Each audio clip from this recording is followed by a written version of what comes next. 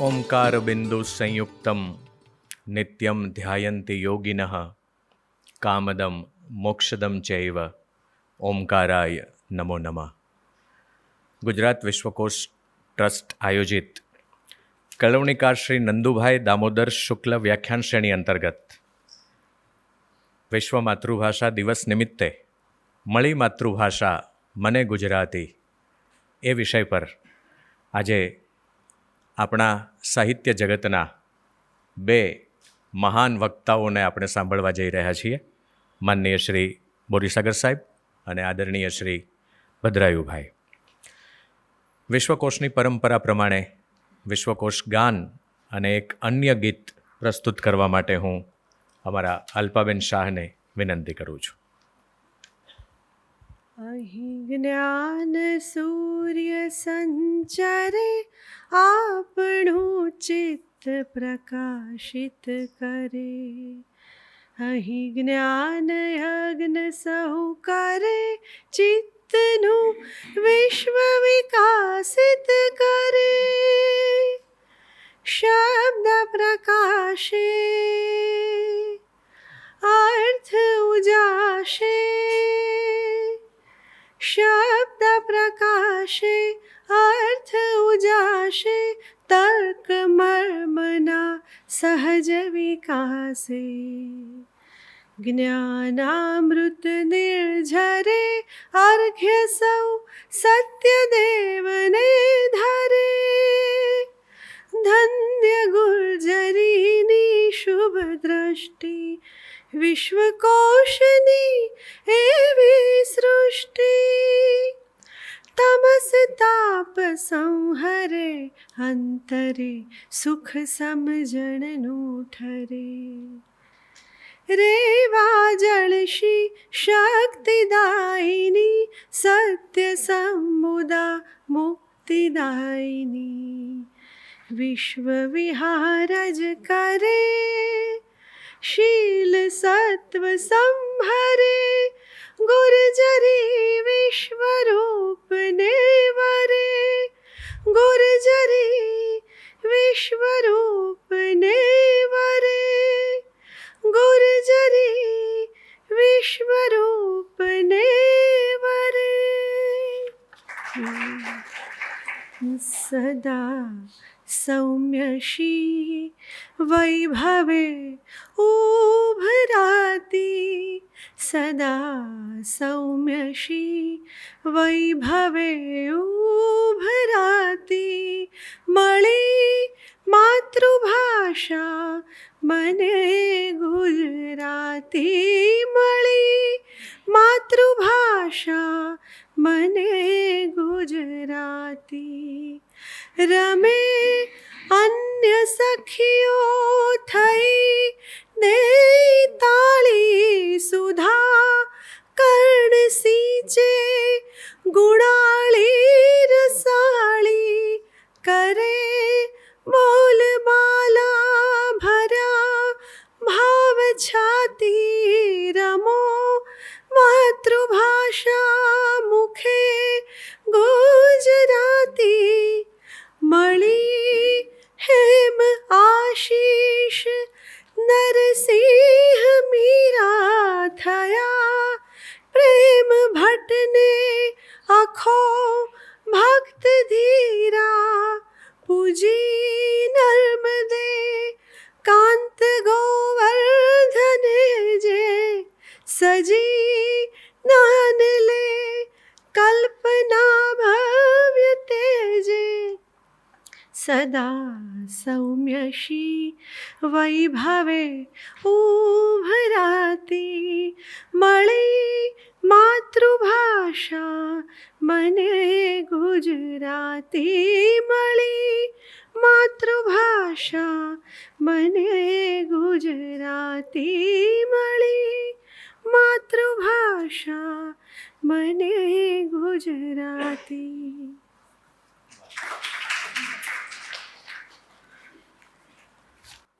આભાર અલ્પાબેન.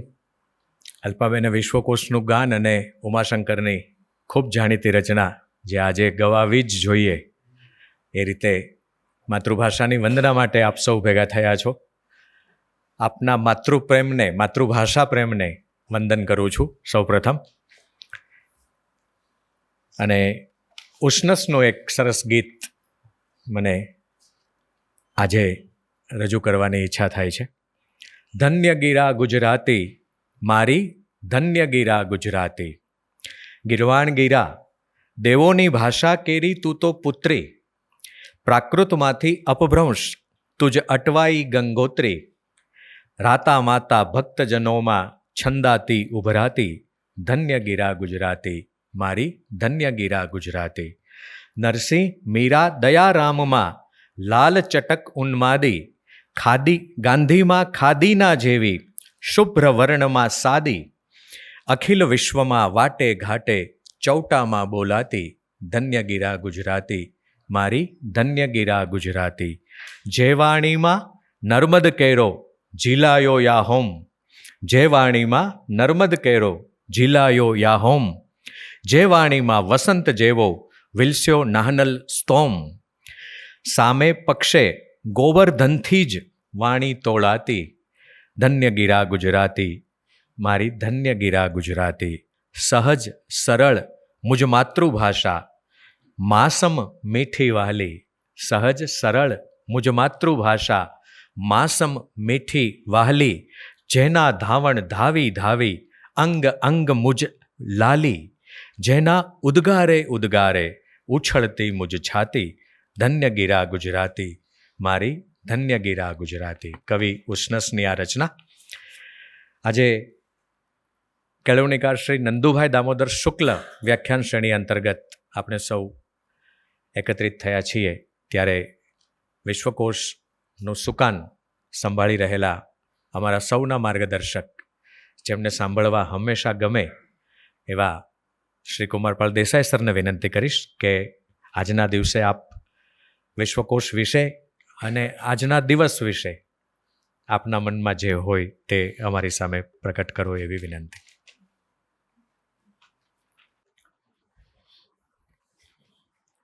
આદરણીય શ્રી રતિલાલભાઈ બોરીસાગર, પ્રિય ભદ્રાયુભાઈ, અશ્વિનભાઈ, વિજયભાઈ અને સ્વજનો, ગુજરાત વિશ્વકોશ ટ્રસ્ટ એને માટે આ માતૃભાષાનું કામ એ કોઈ એક દિવસનું કામ નથી, પણ સદાયનું કામ છે.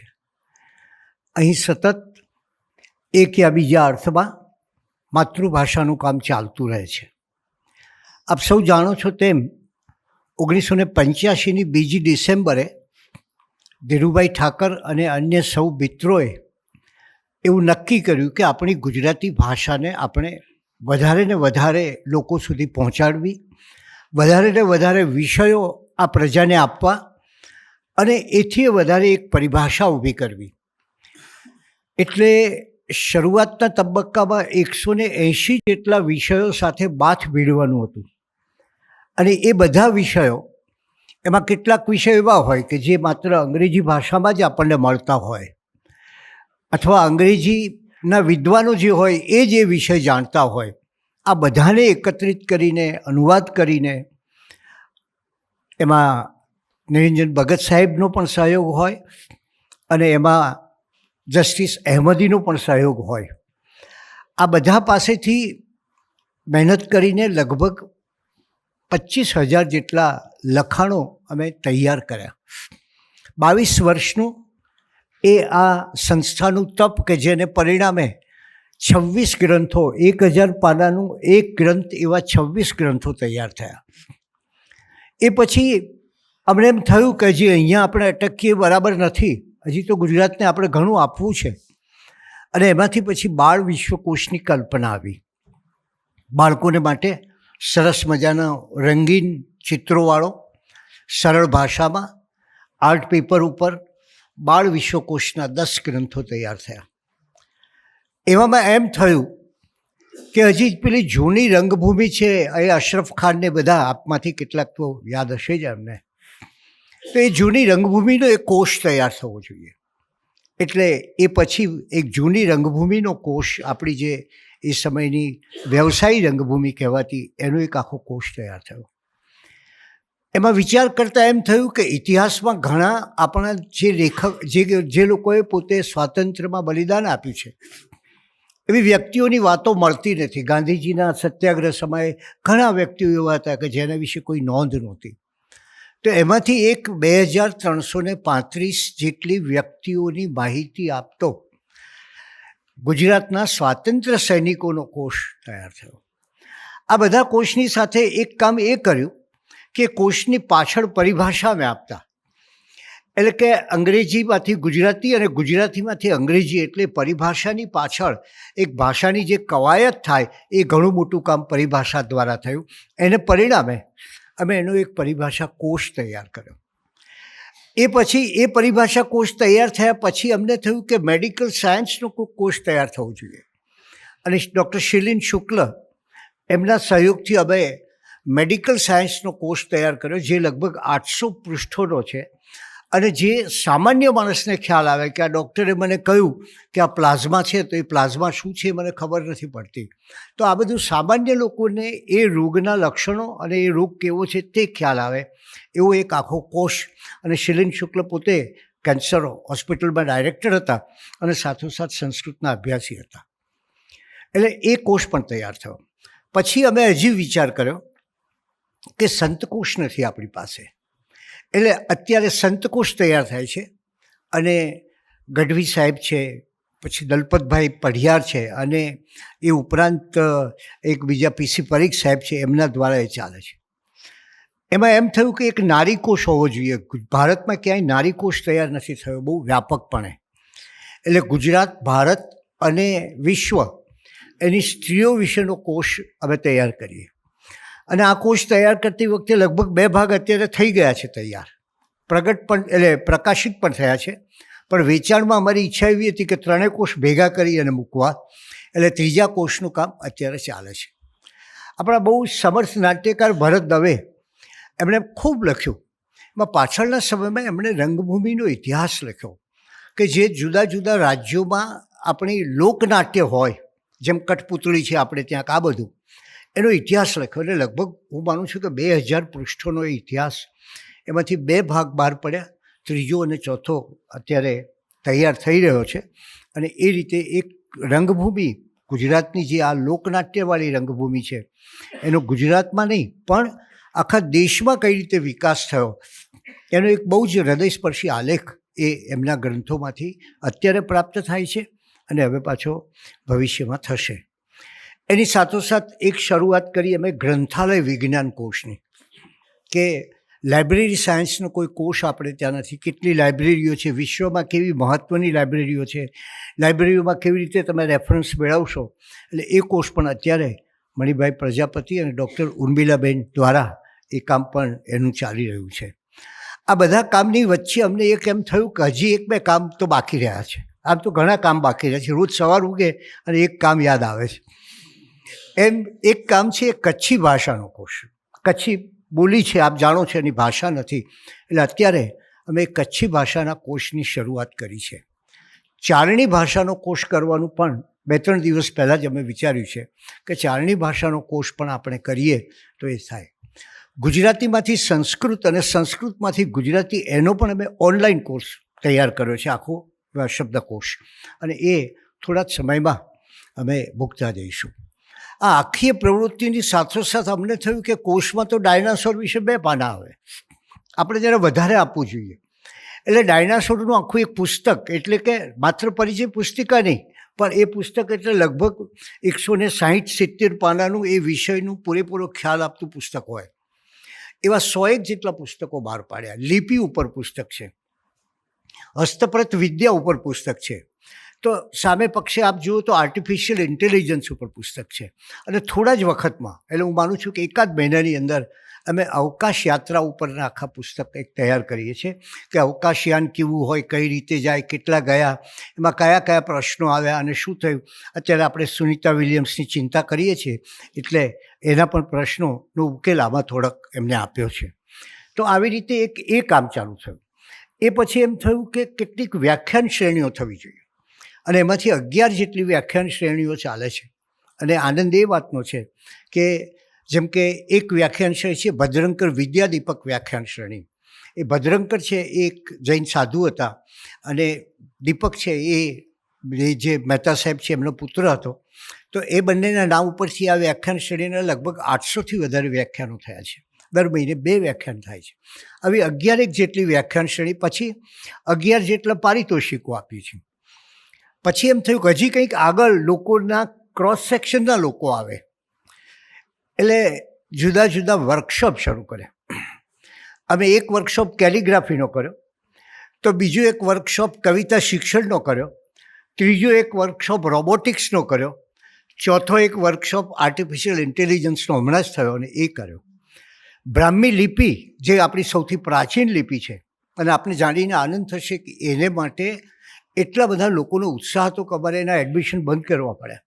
તો એ બ્રાહ્મી લિપિનો કોર્સ કર્યો અને આવી રીતે જુદા જુદા સમાજના વર્ગના લોકોને હસ્તપ્રત વિદ્યાનો કોર્સ ચાલતો હોય કે એના 6 મહિનાનો કોર્સ હોય. અને સાથે સાથે રતિભાઈ બોરીસાગર, તમે જાણો છો, એક નક્ષિક ભાષા પ્રેમી. આજે આપણે માટે સદભાગ્યની વાત એ છે કે 2 ખરેખર ગુજરાતી ભાષાના પ્રેમીઓ આપણને મળ્યા છે અને ત્યારે એ અહીંયા દર 15 દિવસે જોડણીના વર્ગો લે છે. તો આ રીતે એક આખું ભાષા, ગુજરાતી ભાષા માટેનું કામ. હજી જરાક સહેજ વાત કરું તો એક લેક્સિકન જે હતું રતિલાલ ચંદરિયા, જેને 33 વર્ષ પહેલાં આ અતિ ધનાઢ્ય પુરુષ, એને 5-6 ચોપડી ગુજરાતી ભણવા મળેલી, પણ પોતાની ભાષા માટે એટલો બધો પ્રેમ કે એને થયું કે મારી ભાષા છે. એ જમાનામાં કમ્પ્યુટર હજી શરૂઆતમાં હતું, ગુજરાતી શબ્દોની કી ન મળે. આ બધાની છે કે એપલ સુધી જઈ આવ્યા. આ બધાની મહેનત કરીને 4-5 કરોડના ખર્ચે એમને આખું લેક્સિકન તૈયાર કર્યું. એ લેક્સિકન અત્યારે ગુજરાત વિશ્વકોશ ટ્રસ્ટ સંભાળે છે, જેમાં 45 લાખ શબ્દો છે અને રોજના 6000 લોકો એ શબ્દો જુએ છે. એટલે જેમાં ભગવત ગોમંડળ છે આપણો, કે જોડણી કોષ છે, આ બધું એ લોકો જોતા હોય છે. અમેરિકામાં એક ભાઈ કિશોર દેસાઈ રહેતા, એ સામયિક કરતા, 30 વર્ષથી કરતા, ભાષાનો પ્રેમ જબરજસ્ત. પણ થાક્યા, મને કહે હવે હું પહોંચી શકતો નથી, તમે કંઈક મદદ કરો. એટલે આપણે તો આ જ કામ લઈને બેઠા છીએ.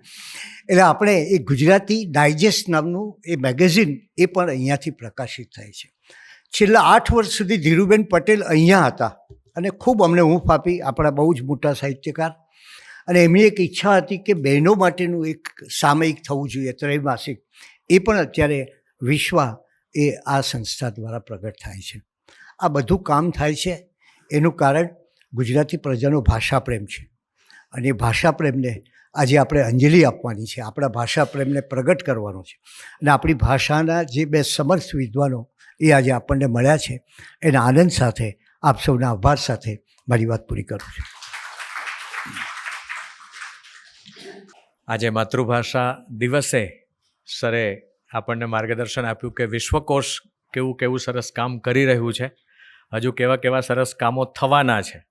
મહેન્દ્રભાઈ ત્રિવેદીએ પર્યાવરણ કોષ માટે પણ એક મિટિંગ અહીંયા કરી છે, એટલે ભવિષ્યમાં એ પર્યાવરણ કોષ પણ તૈયાર થશે, જે આ સમયની તાતી જરૂરિયાત છે. સરે જે વાત કરી એ ગુર્જરી ડાયજેસ્ટ જાન્યુઆરીનો અંક છે. આ ત્રિમાસિક છે. ધીરુબેન પટેલની પ્રેરણાથી શરૂ થયું. એ વિશ્વ બહેનો માટેનું મેગેઝિન છે. બધા બહેનોના જ લેખ એમાં છપાય છે, બહેનોની જ કવિતા છપાય છે. એ દ્વિમાસિક છે અને આ વિશ્વ વિહાર એ અમારું મુખપત્ર છે વિશ્વકોશનું. તો માસિક, દ્વિમાસિક અને ત્રિમાસિક, આ ત્રણેયનું લવાજમ અહીંયા QR કોડથી પણ આપ ભરી શકો એવી વ્યવસ્થા છે. એટલે આજે માતૃભાષા પ્રેમ પ્રગટ કરવાની પણ આ સુંદર તક જવા ન દેતા. જે 2 માતૃભાષા પ્રેમીઓ જેમને સદૈવ સાંભળવા ગમે એવા વક્તાઓ આપણી વચ્ચે છે અને આપણે જેમને સાંભળવા છે એમનું ગ્રંથ પુષ્પથી અભિવાદન કરવું છે. સૌપ્રથમ શ્રી બોરીસાગર સાહેબનું ગ્રંથ પુષ્પથી અભિવાદન કરવા માટે હું શ્રી વિજયભાઈ હઠીસિંહને વિનંતી કરું છું.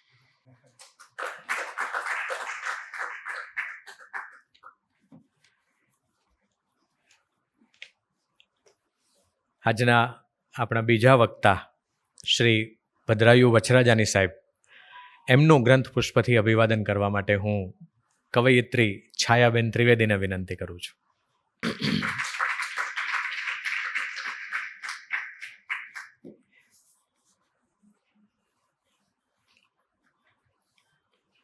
ભદ્રાયુભાઈ એમની વાત શરૂ કરે પહેલાં મારે એમનો થોડો આપને પરિચય કરાવવો છે. માતૃભાષા પ્રેમ એમનો કેવો છે અને આ સાહિત્ય જગતને કે ગુજરાતને એમણે શું આપ્યું છે.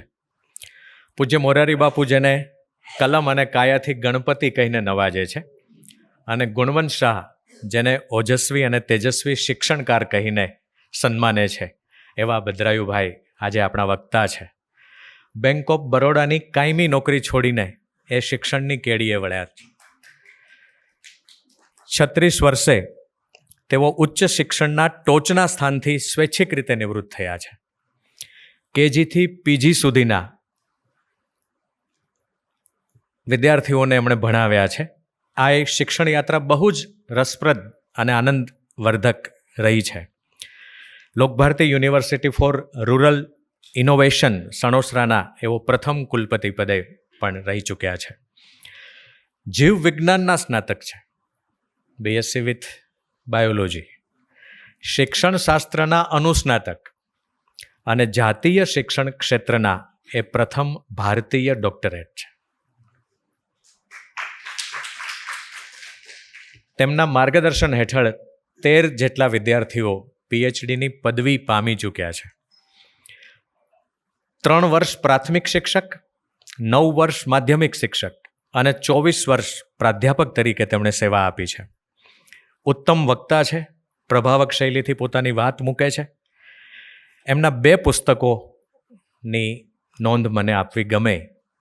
હૈયું, મસ્તક અને હાથ 2010માં પ્રકાશિત થયેલું અને મુઠ્ઠી ઊંચેરા 101 માનવ રત્નો એ 2015નું બેસ્ટ સેલર માઇલસ્ટોન પુસ્તક છે. આ પુસ્તક વાંચવાના બાકી હોય તો આજે માતૃભાષા દિવસ છે, વાંચવાનો સંકલ્પ કરજો.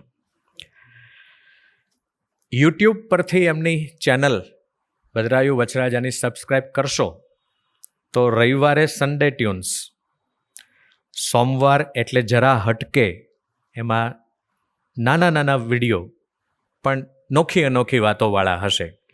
મંગળવારે મંગળ મંથન, સાયન્સ ઓફ લિવિંગ, ગુરુવારે શ્રીમદ ભાગવત કથા દૃષ્ટાંત રહસ્ય અને ઓશો ઇઝ અલ્ટિમેટ, ઓશોના પણ એવા જ ઉપાસક છે.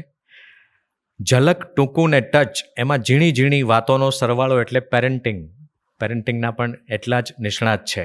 આવા ભદ્રાયુભાઈને હું એક મુક્તકથી આવાહન આપીશ. આડે અવળે નહીં, સીધા સામા મળો. છાયાબેન, આડે અવળે નહીં, સીધા સામા મળો, દિલ સુધી પહોંચો એ આશામાં મળો. હાય હલ્લો છોડો, હાય હલ્લો છોડો, પૂછો કેમ છો, મળવું છે મને તો માતૃભાષામાં મળો. શ્રી ભદ્રાયુ વચરાજા. કેમ છો?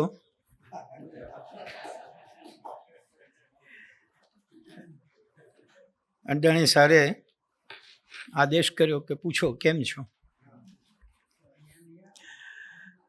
આદરણીય શ્રી બોરીસાગર સાહેબ, આદરણીય શ્રી કુમારપાળભાઈ, પ્રોફેસર ડૉક્ટર અશ્વિનભાઈ અને આપ સૌ, મને દરેક માતૃભાષા દિવસે એવો વિચાર આવે છે કે એમની સાથે જ વાત કરવાની હોય છે કે જેઓ લગભગ ગુજરાતી માધ્યમમાં ભણીને સામે બેઠા હોય છે. એમની સાથે જ વાત કરવાની હોય છે કે જેઓની બીજી ત્રીજી પેઢી અત્યારે તેઓને ન ગમે છતાં અંગ્રેજી માધ્યમમાં ભણી રહી છે. પણ મને એમ લાગે છે કે ક્યારેક કરેલું કામ લાગે એટલે ઉગશે. વેરામે બીજ અહીં છૂટે હાથે, હવે વાદળ જાણે ને વસુંધરા. એ સાંઈ કહે છે એ પ્રમાણે દર વર્ષે પ્રયત્ન કરવો. એક સરસ મજાની જે મુક્તકની વાત કરી એમાં એક બહુ ઓછું જાણીતું રમેશ ચૌહાણનું એક મુક્તક છે. શ્વાસની જેમ જ સતત એને શ્વસી છે, મેં ભજનની જેમ ગુજરાતી ભજી છે. આપ અળગી કઈ રીતે કરશો કહો તો, માતૃભાષાને મેં લોહીમાં વણી છે. સાચી હકીકત આ છે કે આપણા સૌના લોહીમાં આપણી માતા દ્વારા આપણને મળેલી ભાષા એ માતૃભાષા છે. છેલ્લા થોડા સમયથી એવું ચાલ્યું છે કે આ 21મી ફેબ્રુઆરીએ માતૃભાષાના કાર્યક્રમોનું વાવાઝોડું ફૂંકાય અને વાવાઝોડું જેમ કેટલીય બરબાદી કરીને જાય એમ હાશકારો કરીને સૌ આનંદ અનુભવે કે બરાબરની ઉજવી નાખી. અને એવું પણ ખરું કે બધાને એ પણ હાશકારો થાય સિવાય વિશ્વકોશ કે હવે ભાષા માટે માતૃભાષા માટે 1 વર્ષનું નમસ્તે સર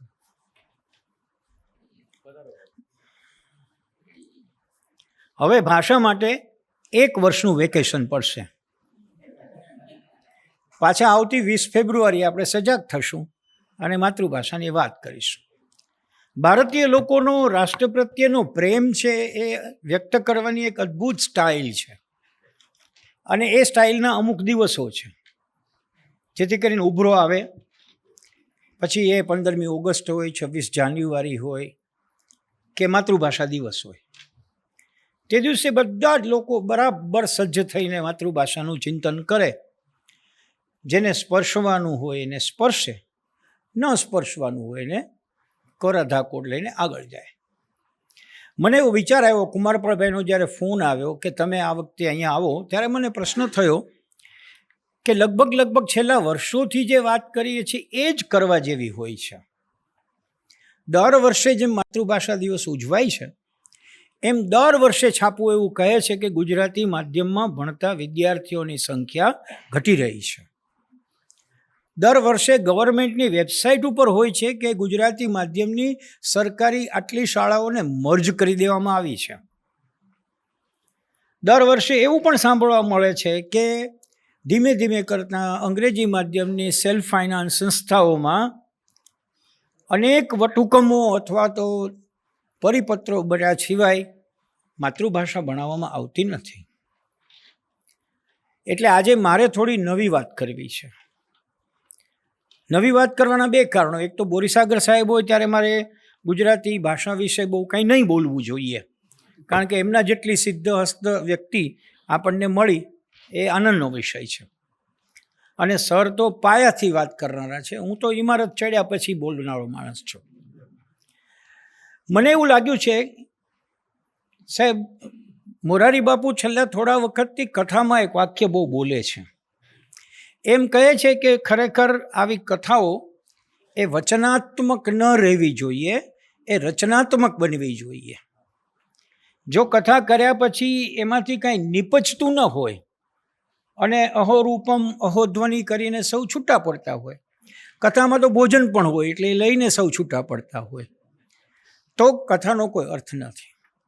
મને પણ એમ લાગે છે કે આ વાતને આપણે આજે માતૃભાષા દિવસને દિવસે સ્વીકારવા જેવી છે કે આપણે 21મી ફેબ્રુઆરીને રચનાત્મક બનાવવાની જરૂર છે, વચનાત્મક નહીં. વચન તો બહુ ચાલે છે. અમારે સાહિત્ય અકાદમી છે એ તો 1 વર્ષમાં 400 કાર્યક્રમ કરે છે અને એક સાથે જથ્થાબંધ સંસ્થાઓમાં કાર્યક્રમો ચાલતા હોય. ઇટ્સ અ ગુડ થિંગ કે ગુજરાતી હજી છે એવું આપણે સાબિતી આપીએ છીએ. પણ જ્યાં જ્યાં ઘસારો લાગતો જાય છે એનું શું?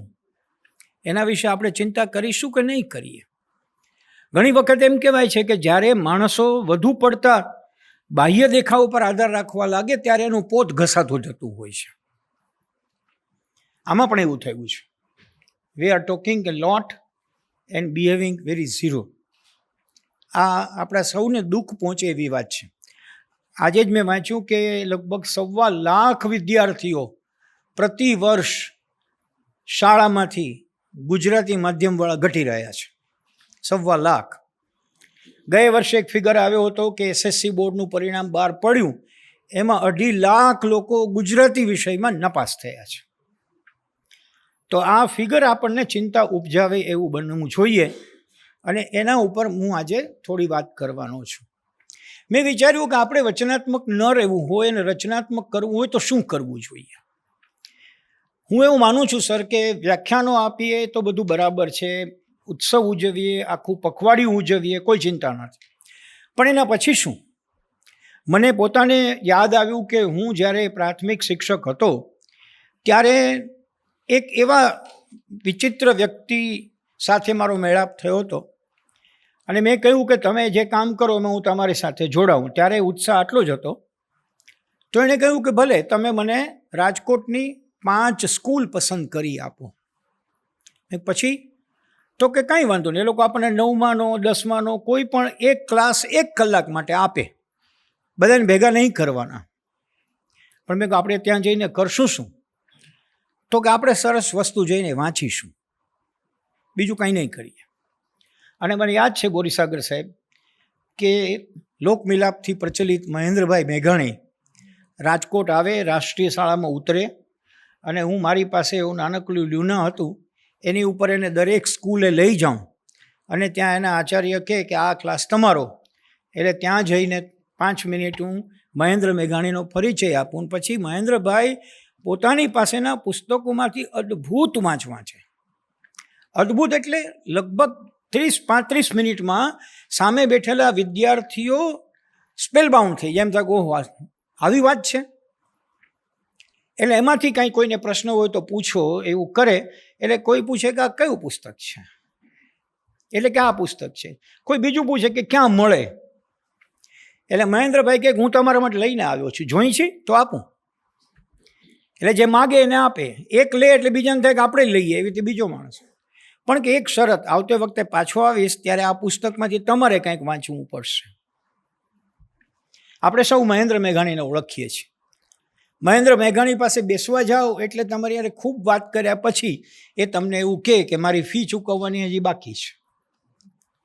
એટલે આપણે કંઈક શું ફી, તો કટવાર મને 10 મિનિટ સાંભળવાનો છે. અને 10 મિનિટમાં પોતાની કોઈ સુંદર મજાના સંગ્રહમાંથી એવી વાત વાંચે કે આપણે ત્યારે નિશબ્દ થઈને અહીંયાથી બહાર નીકળીએ. મને લાગે છે કે આ કામ ફરીવાર શરૂ કરવું જોઈએ. આવું જ બીજું નામ માનભાઈ ભટ્ટનું, ભાવનગર. ઠેલાની અંદર નાની નાની પુસ્તિકાઓ લઈને ફરવાનું, જ્યાં જાય તે ફરવાનું, ક્યાંક કોઈ મળે તેને આપી દે કે આ વાંચો. આવું જ ત્રીજું નામ એ સુરેશ પરીખનું, વલ્લભ વિદ્યાનગર. સુરેશ પરીખ તો લગભગ પુસ્તકો માટે ગાંડા હતા.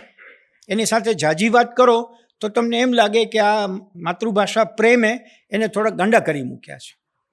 એટલે એ તો મોટો કાર્યક્રમ હોય અને અહીંયા જે વચ્ચેના બાપભાઈ પધાર્યા છે તો એ છેલ્લે હોય તો ધીમે ધીમે ધીમે કરતાં આગળ આવવા માંડે અને કાર્યક્રમ પૂરો થાય ત્યાં સુધી મને બાજુમાં બેસી ગયા હોય અને બેસી જઈને એને એક પુસ્તક આપે કે આ તેમ વાંચ્યું છે, વાંચીને કહેજો મને.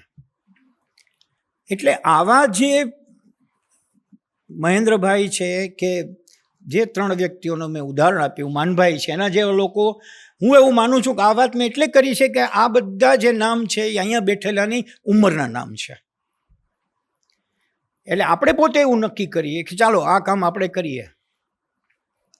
મને ખ્યાલ છે એક બહેન છે, એણે પોતાનું નામ આપવાની ના પાડી છે. એ ચોરે ને ચૌટે જાય છે, ભણેલા છે, પ્રોફેસર હતા, નિવૃત્ત થઈ ગયા છે. પણ આપણને ખ્યાલ છે કેટલાક ફ્લેટમાં નીચે બહેનોનું એક ગ્રુપ બેઠું હોય, રોજ જ બેસે અને એનું કામ શું હોય મને તમને ખ્યાલ છે. ત્યાં એ જાય અને જઈને થોડીક વાર હાલો હાલો કરે. પછી તમને ખબર છે જે અત્યારના હમણાં જ કુમારપાળભાઈએ કીધું કે ભાઈ સુનિતા વિલિયમ્સ આકાશમાં અટકાઈ ગઈ છે, ખબર છે? તો કે ના, કેવી રીતે અટકાઈ ગઈ? તો હું તમને કહું. એમ કરીને એ વાત માંડે અને એની એક નાનકડી પુસ્તિકા એની ભેગી હોય, આમાંથી હું વાંચું, તમે સાંભળો. હું એવી રાજકોટની અંદર એવી લગભગ 10 સોસાયટીઓમાં આપને લઈ જઈ શકું એમ છું કે ત્યાંના બહેનોને જઈને તમે પૂછો, માજી ડોસીમાં કહીએ એને જઈને પૂછો તો એ બહેનનો ઇમ્પેક્ટ આપણને ગુજરાતી પૂરતો જોવા મળે છે. મને પોતાને એવો વિચાર આવ્યો કે આપણે એવા સંનિષ્ઠ શિક્ષકો પસંદ કરીએ. જો આ બધું કામ વિશ્વકોશે કરવાની જરૂર એટલા માટે નથી કારણ કે 3 પ્રકારે તમે કોઈ પણ વ્યક્તિ પાસે પહોંચી શકો. પહેલું એક જ્ઞાનના માધ્યમથી પહોંચો, બીજું ભાવના માધ્યમથી પહોંચો અને ત્રીજું ક્રિયાના માધ્યમથી પહોંચો. એટલે આમ તો હેડ, હેન્ડ અને હાર્ટ, જે 3Hની વાત આપણને મહાત્મા ગાંધીએ કરી, રીડ, રાઇટ એન્ડ રિથમેટિક હતું, એ હવે હેડ, હાર્ટ અને હાર્ટમાં આવ્યું. તો આ 3 રીતે પહોંચવામાં જ્ઞાનથી પહોંચવાનું કામ વિશ્વકોશ સુપેરે કરી રહ્યું છે. આપણે અત્યારે કુમારપાળભાઈની વાત સાંભળી કે આટલું બધું થયું છે ત્યારે આપણને એમ ખબર પડે કે હો આટલું બધું થયું છે. મને એ કહેતા જરાય સંકોચ નથી સાહેબ કે અમારી યુનિવર્સિટીના ગુજરાતી ભાષા સાહિત્ય ભવનો જે ન કરી શકે અથવા આવતા 25 વર્ષ નહીં જ કરી શકે એ બધું કામ વિશ્વકોશે 40 વર્ષમાં પૂરું કરી નાખ્યું છે. અને હમણાં જો બેઠા હતા ત્યારે કુમારપાળભાઈને મળો એટલે તમારે યાદ રાખવું પડે કે તમને એક એસાઇનમેન્ટ એ પકડાવીને જવા દેશે. એટલે એમની નજર તો હંમેશા ગુજરાતીમાં શું નથી અને આપણે શું આપવું જોઈએ એ કરવાની છે. પણ આપણે એને પહોંચાડવા માટે જે જ્ઞાન પાસું પૂરું થયું પણ ક્રિયાત્મક પાસું we will have to go to the audience. મેં તો એવું જોયું છે સાહેબ કે કેટલીક બાબતોમાં આપણે અમથા રૂઢા માણસની જેમ વર્તીએ છીએ. આજે જ મને એક ભાઈનો મેસેજ આવ્યો છે, એને વાંચ્યું આ એટલે કે તમે જાઓ તો વિશ્વકોશ ટ્રસ્ટને કહેજો કે તમારામાં ટ્રસ્ટ શબ્દ લખ્યો છે એને બદલે સંસ્થા કરો. પહેલાં આપણે તેની સાથે કંઈ બીજી લમણાજી કરાય ને. પણ મુદ્દો એ છે કે આપણે આવી ચીકણી બાબતોમાં બહુ પડ્યા છીએ. તમે કેમ વચ્ચે અંગ્રેજી શબ્દો બોલ્યા એવું મને ઘણીવાર લોકો કહે કે તમે વચ્ચે અંગ્રેજી બોલ્યા, માતૃભાષાની વાત કરો છો. તો મને યાદ છે કે અમે 2010માં જ્યારે માતૃભાષા વંદના યાત્રા ગુણવંત શાહની નેતૃત્વમાં કાઢ્યું અને 18 નગરોમાં અમે પહોંચ્યા અને લાખો લોકો સુધી પહોંચ્યા, ત્યારે ગુણવંતભાઈ બહુ જ સીધી વાત કરતા કે ગુજરાતી માટે આપણે તાલિબાની થવાની જરૂર નથી. આમ તો નહીં જ ચાલે. મોબાઈલ કામો વાંધો નથી આપણને, પણ આપણી ચિંતાનો વિષય એ છે કે 7, 8 ધોરણ, 9 ધોરણ, 10 ધોરણમાં ભણતો દીકરો કે દીકરી એને કોઈ બોલે કે 79 એટલે અટકી જાય અને પછી સામેના એ કહેવું પડે કે 79 એટલે કે ઓકે. આ સ્થિતિ છે અત્યારના. આપણે મોબાઈલની અંદર, વોટ્સઅપની અંદર મેસેજ કરનારા લોકો અળગ ખાઈ ગયા છે. વોટ્સઅપની ભાષા છે અળગ ખાઈ ગઈ છે. મારે એમ લખવું અશ્વિનભાઈને કે હું મળ્યો તો MALYO કરું તો મળ્યો થાય છે ગુજરાતીમાં, પણ આપણે MADYO એમ કર્યું હું મળ્યો. મને તો આવા જેટલા મેસેજ આવે એને હું સુધારીને પાછું મોકલું છું. એના પછી ઘણા લોકો મેસેજ કરવાનું બંધ કરી દે છે, તો એનાથી શાંતિ છે. પણ આટલી સજાગતા, પેલું ટ્રસ્ટને સંસ્થા નહીં કરો તો ચાલશે, પણ નાની પેઢી જે છે 6, 7, 8, 9, 10 ધોરણની, એને ગુજરાતી બોલો તો સમજાતું જ નથી. એવી પરિસ્થિતિમાં આપણે શું કરશું? હું ફરીવાર કોટ કરું કે ગુણવંત શાહે કહ્યું છે કે મારા દીકરીનો દીકરો હું લખું છું એ વાંચી શકતો નથી. એનો અર્થ કદાચ ગુણવંતભાઈને અઘરા પડતા હોય, ચાલો તો ન વાંચે વાંધો નહીં, પણ નાના બાપુ છે એમ કરીને થોડુંક તો વાંચતો હશે એટલે સારું કહેવાય. પણ ધીસ ઇઝ ધ રિયાલિટી. આ સ્વીકારવામાં વાંધો નથી. મને બહુ આનંદ છે ગુણવંતભાઈ આવું જાહેરમાં કહે છે. તો તેના સુધી કેમ પહોંચશું આપણે? આ વાત ખૂબ વિચારવા જેવી છે. મેં જેમ મહેન્દ્રભાઈની વાત કરી એમ કેટલાક લોકો નક્કર કામ કરે છે. આપણે કેટલીક એવી સંસ્થામાં વિચારી ન શકીએ કે આપણે ગ્રુપ ઓફ વેલવિશર ઓફ માતૃભાષા પ્રેમીઓનું એક જૂથ, એવું ગુજરાતી કરું આખું બોલું, તૈયાર કરીએ કે જે વર્ષની અંદર 10 દિવસ પોતાની સ્કૂલની અંદર, પોતાના પરિચિત વિસ્તારની સ્કૂલ હોય તો ત્યાં જઈને આટલું કામ કરે જે મહેન્દ્રભાઈ કરતા હતા. 25 મિનિટ 15 મિનિટ એની પાસે એક ઉત્તમ મજાની વાત રજૂ કરે. હું તો આમાં આગળ જવા માગું છું. ભુજમાં એક સત્ર હતું પરિષદનું, સીતાંશુભાઈ જ્યારે ચેરમેન હતા ત્યારે એને એક સત્ર મને આપ્યું હતું. એમાં મેં કહ્યું હતું કે એક રૂપાળી ચારણ કન્યા એ બોલે તો સૌને મજા આવે છે, પણ આપણા વિદ્યાર્થીઓને ખબર છે કે આ શું છે? આપણે કેમ લોક સાહિત્યના કલાકારોને, ડાયરાઓને એના ડાયરામાં જ પૈસા ઉછાળીને નવાજીએ છીએ? એને કેમ ન કહી શકે કે તમે કામ કરો, 5 સરસ મજાની સંસ્થા છે, એની પ્રાર્થનામાં તમે 15 મિનિટ જાઓ અને આ ચારણ કન્યા રજૂ કરો. પ્રેમ તો જગાડવો પડશે ને સાહેબ. મારી આપણે જ નાખ્યો છે તો જગાડવો પણ આપણે પડશે ને. આવું કામ આપણે કરવું હોય તો એના માટે હું માનું છું કે કોઈની સહાયની જરૂર નથી. રીચેબલ એરિયામાં આપણે પહોંચવું હોય ત્યાં. મને મહેન્દ્રભાઈ સાથે ફર્યાથી એવો ખ્યાલ આવ્યો કે જે વર્ગમાં અમે જઈએ ત્યાંના વિદ્યાર્થીઓ એકદમ આશ્ચર્યથી મજાકના ફોર્મમાં મહેન્દ્રભાઈ સામું જોવે, કારણ કે મહેન્દ્રભાઈ જુદા કલરની ટોપી પહેરતા, એટલે જોવે કે આ ટોપીવાળા ભાઈ. પણ મહેન્દ્રભાઈ શરૂ કરે પછી પૂર્ણ શાંતિ થઈ જાય, અને પૂરું કરે ત્યારે વિદ્યાર્થીઓ આવી રીતે પૂછે. કેટલાક વિદ્યાર્થીઓ ભેગા ભેગા આવે બહાર. એ બહાર જે આવી ગયા એ લોકો અત્યારના માતૃભાષાના દિવસે સારું પ્રવચન કરી શકે છે. એટલે હું માનું છું કે આવા રચનાત્મક કામ આપણે કરવા પડે, વચનાત્મક નહીં. એક બીજી વાત કરું, આપણે ત્યાં એવો એક માતૃભાષા અભિયાનની પણ સરસ મજાની પ્રવૃત્તિઓ ચાલી. એના જે મૂળ વ્યક્તિત્વ હતું એમણે તો વિદાય લીધી, નહીંતર એમને ત્યાં બેસીને આપણે કામ કરતા હતા. પણ બહુ નક્કર કામ એમણે કર્યું. એ કામ સંભાળનાર છાયા ત્રિવેદી આપણી વચ્ચે છે, એટલે મેં એને વિનંતી કરી હતી કે તમે શું કામ કર્યું છે એનું મને ધ્યાન આપો. એમણે ક્રિયાવાળો પક્ષ પસંદ કર્યો છે. જ્ઞાન વિશ્વકોશે પસંદ કર્યું છે, ક્રિયા છે એ લોકો કરે છે.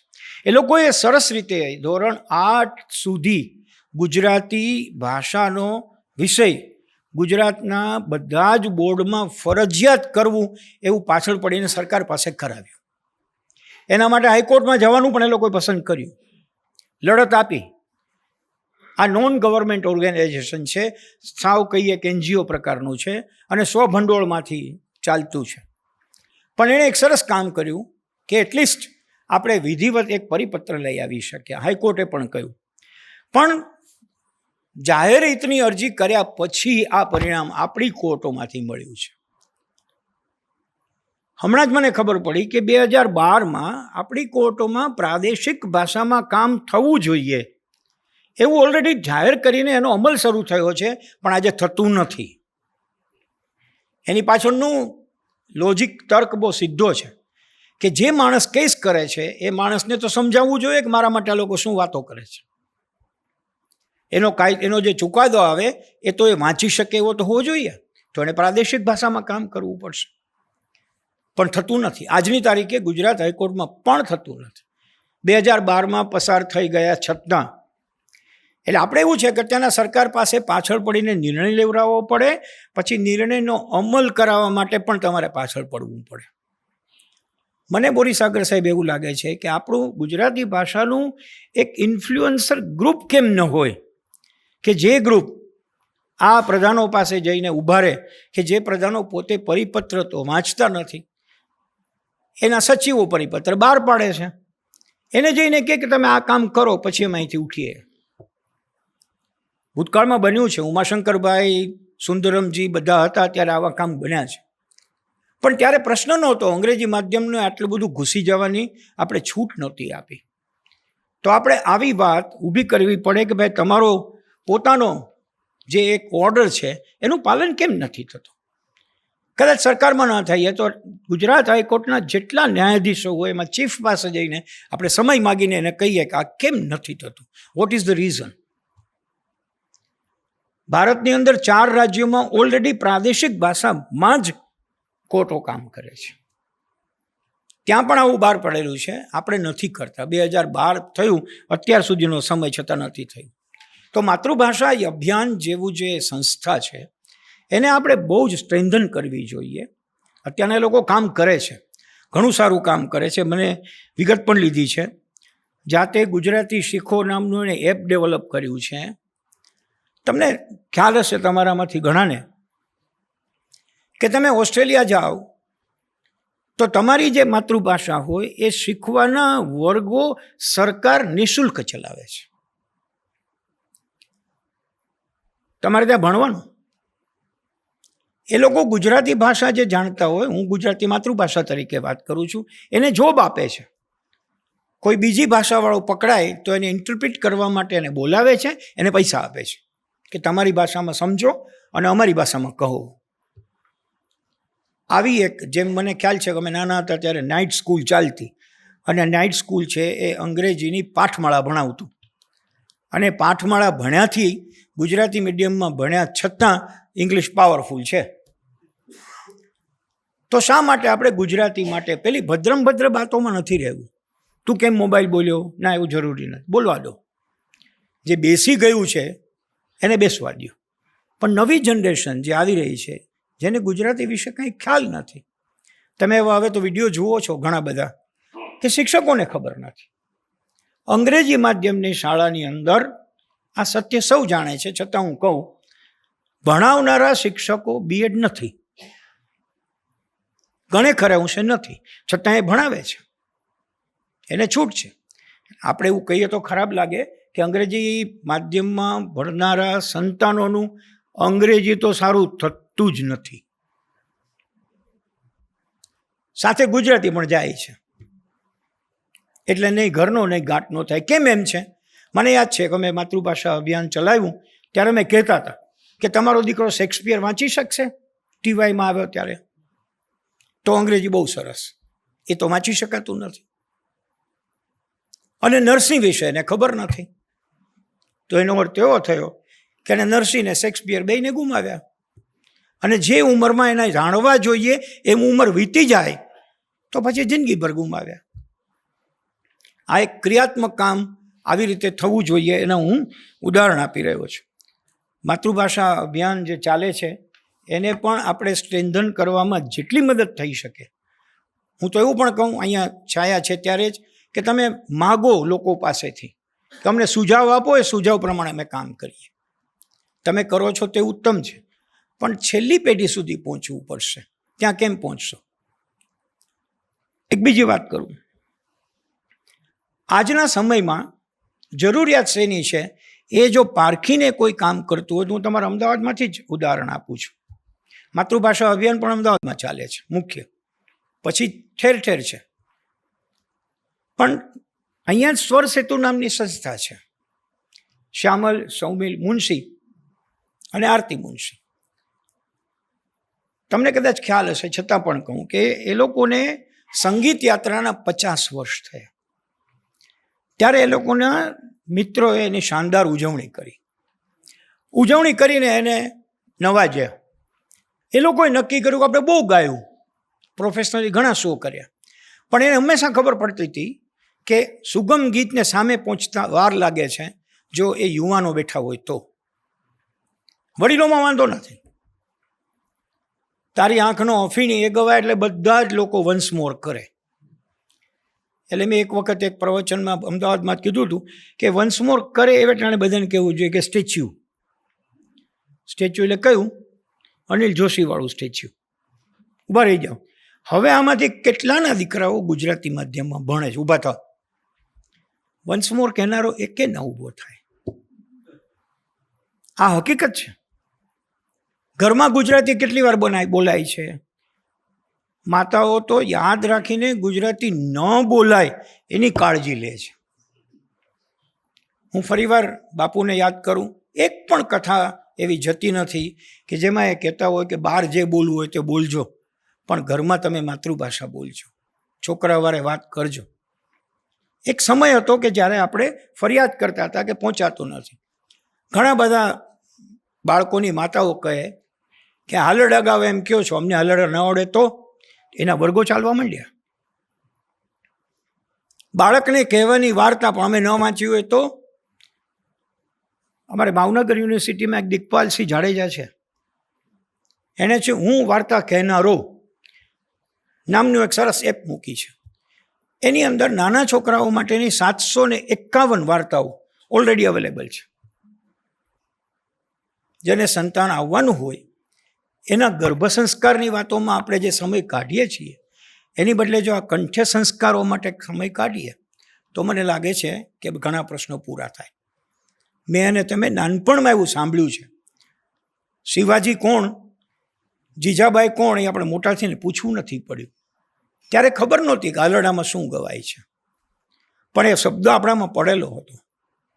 તો આ શબ્દ કાન સુધી પહોંચાડવા માટે આપણે કશીક પ્રવૃત્તિ કરવી જોઈએ. શ્યામલ સૌમિલ અને આરતી મુનશીએ બહુ સરસ મજાનું કામ કર્યું. જે માન રાશિ મળી એમાંથી એક પોતે પ્રદાન ટ્રસ્ટને સોંપી અને એને કહ્યું કે સ્કૂલો પહોંચવા સુધીની ગુજરાતી માટે આપણે સેવા કરીએ. અને એમણે વટથી ગુજરાતી અને કલાધામ નામના 2 કાર્યક્રમો શરૂ કર્યા. અત્યાર સુધીમાં એ લોકો 35 શાળાઓમાં 28,000 વિદ્યાર્થીઓ પાસે પહોંચ્યા છે અને એની સાથે ગુજરાતીના ગીતોથી સંબંધ બાંધવાનો પ્રયાસ કર્યો છે. આવું નામ સાથે એટલે ઉલ્લેખ કરું છું કે આવી પ્રવૃત્તિઓ જ આવતી 21મી ફેબ્રુઆરીને વધુ સારી બનાવશે. વિશ્વકોશમાં આટલો જ્ઞાનનો ભંડાર પડ્યો છે, પણ વિશ્વકોશમાં પહોંચાડવા માટે આપણે એને અહીંયા લઈ આવવા પડશે. લઈ આવવા માટે એને નાની ઉંમરમાં જેટલું કહેવા જેવું છે તે આપણે કહેવું પડશે. હું બીજી 2 વાત કરીને મારી વાતનું સમાપન કરું. થોડું અઘરી વાત હું કરવાનો છું. પહેલી અઘરી વાત એ છે કે આપણા શિક્ષકો, ગુજરાતીના શિક્ષકો, ગુજરાતીના અધ્યાપકો ભવનોમાં છે ત્યાં સુધીના બધા કાચામાં કાચું ગુજરાતી બોલે છે. અને શહેરોમાં જો ગુજરાતીનો દાટ વાળી દેવાનું કામ કર્યું હોય તો FM રેડિયોના આરજે લોકોએ કર્યું છે. મને તો બહુ પ્રેમ છે, પણ દેવકી જેવા શોધ્યા મળતા નથી. ધ્વનિત એકાદા છે, ઝાઝા નથી. પણ ગમે તેવા ખોટા શબ્દો પણ ગુજરાતીમાં ફેરવી નાખવા. મજા આવે બલ વાત તમને હું કરું એવું મેં હમણાં એક આરજે પાસેથી સાંભળ્યું. મજા આવે બલ વાત હું તમને કરું. આમ ક્રિએશન સારું કહેવાય, એણે સારું સર્જન કર્યું, પણ આ સર્જનને કેટલું સ્વીકારવું આપણે? હું એવું માનું છું શિક્ષકોનું પણ એક ગ્રુપ અશ્વિનભાઈ આપણે તૈયાર કરવું જોઈએ, અહીંયા બોલાવીને સાચું ગુજરાતી, સાચા શબ્દો પ્રયોગ, ઉચ્ચારણ શું કરી શકાય. લોકગીતના કેટલાક કલાકારો છે એ અળ બોલતા જ નથી, ડ જ બોલે છે. 1-2 ભજનિકો સાથે મારી ચર્ચા થઈ કે ડ જ છે, અળ છે જ નહીં. કે તમે કે મૂળ ભજન જોજો, કોનું છે તો કે કબીરનું. હવે એના હસ્તે લખેલું ક્યાં ગોતું આપણે? પણ એ જવા દઈએ, કારણ કે ઉપરના લોકો સાંભળે છે, આપણે એની ચિંતા નથી કરવી. આપણું ટાર્ગેટ નાનકડું બાળક, સ્કૂલમાં જતું બાળક, એ માતૃભાષા ગુજરાતી પ્રત્યે વધુમાં વધુ. આ કામ ઘણા ધાર્મિક સંસ્થાનો પણ કરે છે. સ્વામિનારાયણ સંપ્રદાય છે એ પણ ઘણું બધું કામ માતૃભાષા માટે કરે છે. પણ સંપ્રદાયો કરે છે એમાં એની માતૃભાષાને વધુ અભિયાન ચલાવવાનું કારણ એના બેસાડેલા કેટલાક મહાન પુરુષોનો પરિચય થાય એ છે. એની ભાવના એવી નથી કે મૂળ પહોંચવું જોઈએ. આપણને કોઈ વાંધો નથી, વી ડોન્ટ માઇન્ડ, થાય તો છે સારું, કશું વાંધો નહીં. પણ દરેક સદાવ્રત હોય એ શુદ્ધ ખોરાક આપતા હોય એવું જરૂરી નથી. બરાબર એવું અત્યારે બને છે. મારી આટલી રજૂઆત પછી માત્ર એટલું કહેવાનું પસંદ કરું મિત્રો કે આપણે આપણા ઘરમાં, આપણે આપણા દીકરા દીકરીઓને, એના સંતાનોને દિવસમાં 5 મિનિટ 10 મિનિટ તો ગુજરાતીમાં વાત કરીએ. આપણે બીજાને કહીએ કે આ કરે તો આપણે શું કરવું? આ કામ આપણે કરીએ. મને યાદ છે કે વર્ષો પહેલાં આવું એક અભિયાન હરિભાઈ કોઠારી ચલાવતા હતા, મુંબઈથી ચાલતું હતું. અને મુંબઈની એક સ્કૂલના આચાર્ય, નામ ભૂલી ગયો છું, મહેતા અટક હતી, બહુ જ સરસ રીતે કરાવતા. અમે રાજકોટની અંદર અત્યારના એવું ચલાવીએ છીએ અને કહીએ છીએ કે તમારા બાળકને કયા માધ્યમમાં મૂકવું એની ચિંતા હોય તો અમને મળો. પછી અમે એને 15 મિનિટનો એક વિડીયો બતાવ્યો કે આ જુઓ, હવે કાંઈ પ્રશ્ન હોય તો પૂછો. ત્યારે એક પ્રશ્ન જે કોમ્પ્યુટર શીખવામાં આવે છે તે કે કોમ્પ્યુટર કેવી રીતે આવડે, તો કે એમાં અંગ્રેજી જ આવે છે. એટલે એવો જ પ્રશ્ન આપણી સામે મા બાપ મૂકે છે કે બધા લોકોના છોકરાઓ તો ઇંગ્લિશમાં ભણે છે, પછી સમાજમાં અમારું કેવું દેખાય? આ વાત હું એટલા માટે કરું છું કે એ વખતે આપણા બહુ જ સારા સંચાલક, મેહુલ નામ એનું ભૂલી ગયો, ઠાકર, એમણે વિડીયો તૈયાર કરાવ્યો છે. મુંબઈના બેસ્ટ સાયકોલોજીસ્ટ છે, હરિભાઈ કોઠારી છે, અને મેહુલ એનું સંચાલન કરે છે. અને તમે જોયા પછી કોઈ જ પ્રશ્ન ન રહે, એટલી બધી ક્લેરિટી એમાં છે. હું એવું પણ માનું છું કે આવા વધુમાં વધુ વિડીયો દર્શન સ્કૂલે કરવા જોઈએ. મેં સૌમિલભાઈ અને શ્યામલભાઈ વાત કરી, મેં તમે ગુજરાતી માધ્યમની શાળામાં જાઓ છો તો સામે તમે 5:1 પ્રમાણે એક ઇંગ્લિશ મીડિયમમાં જાઓ. CN વિદ્યાલયમાં જઈને ગાઈએ તો બરાબર છે, પણ તમે ઇંગ્લિશ મીડિયમમાં જાઓ ને એને કહો કે આજે અમે એક સરસ વાત રજૂ કરીએ છીએ. મેં જેમ શરૂઆતમાં કહ્યું 4 કન્યા રજૂ કરીએ, એમાં કોઈ ખરેખર ભાષાનું મહત્ત્વ નથી, છતાં ગુજરાતીની બળુકી રજૂઆત એમાં છે. છેલ્લી વાત, ક્યારેક આપણે વિચારવું પડશે કુમારપાળભાઈ કે આપણે મમ્મીઓને ટ્રેન કરવી પડશે. માતૃભાષામાં મા શબ્દ આવે છે, પણ આ માતૃભાષાનો જો હળહળતો વિરોધ કોઈને હોય તો એ મમ્મીઓને છે, માને નથી, મમ્મીઓને છે. મમ્મીઓ એટલે કોણ? જે કુરકુરેના પેકેટ આપે ને મમ્મી કહેવાય, જે સુખડી બનાવીને ખવડાવે ને માં કહેવાય. આ મમ્મીઓને. અમારી પાસે રાજકોટમાં સરસ મજાનું સેન્ટર છે, ગીતા વિદ્યાલયમાં કામ થાય છે, ત્યાં નોંધાય છે બધું.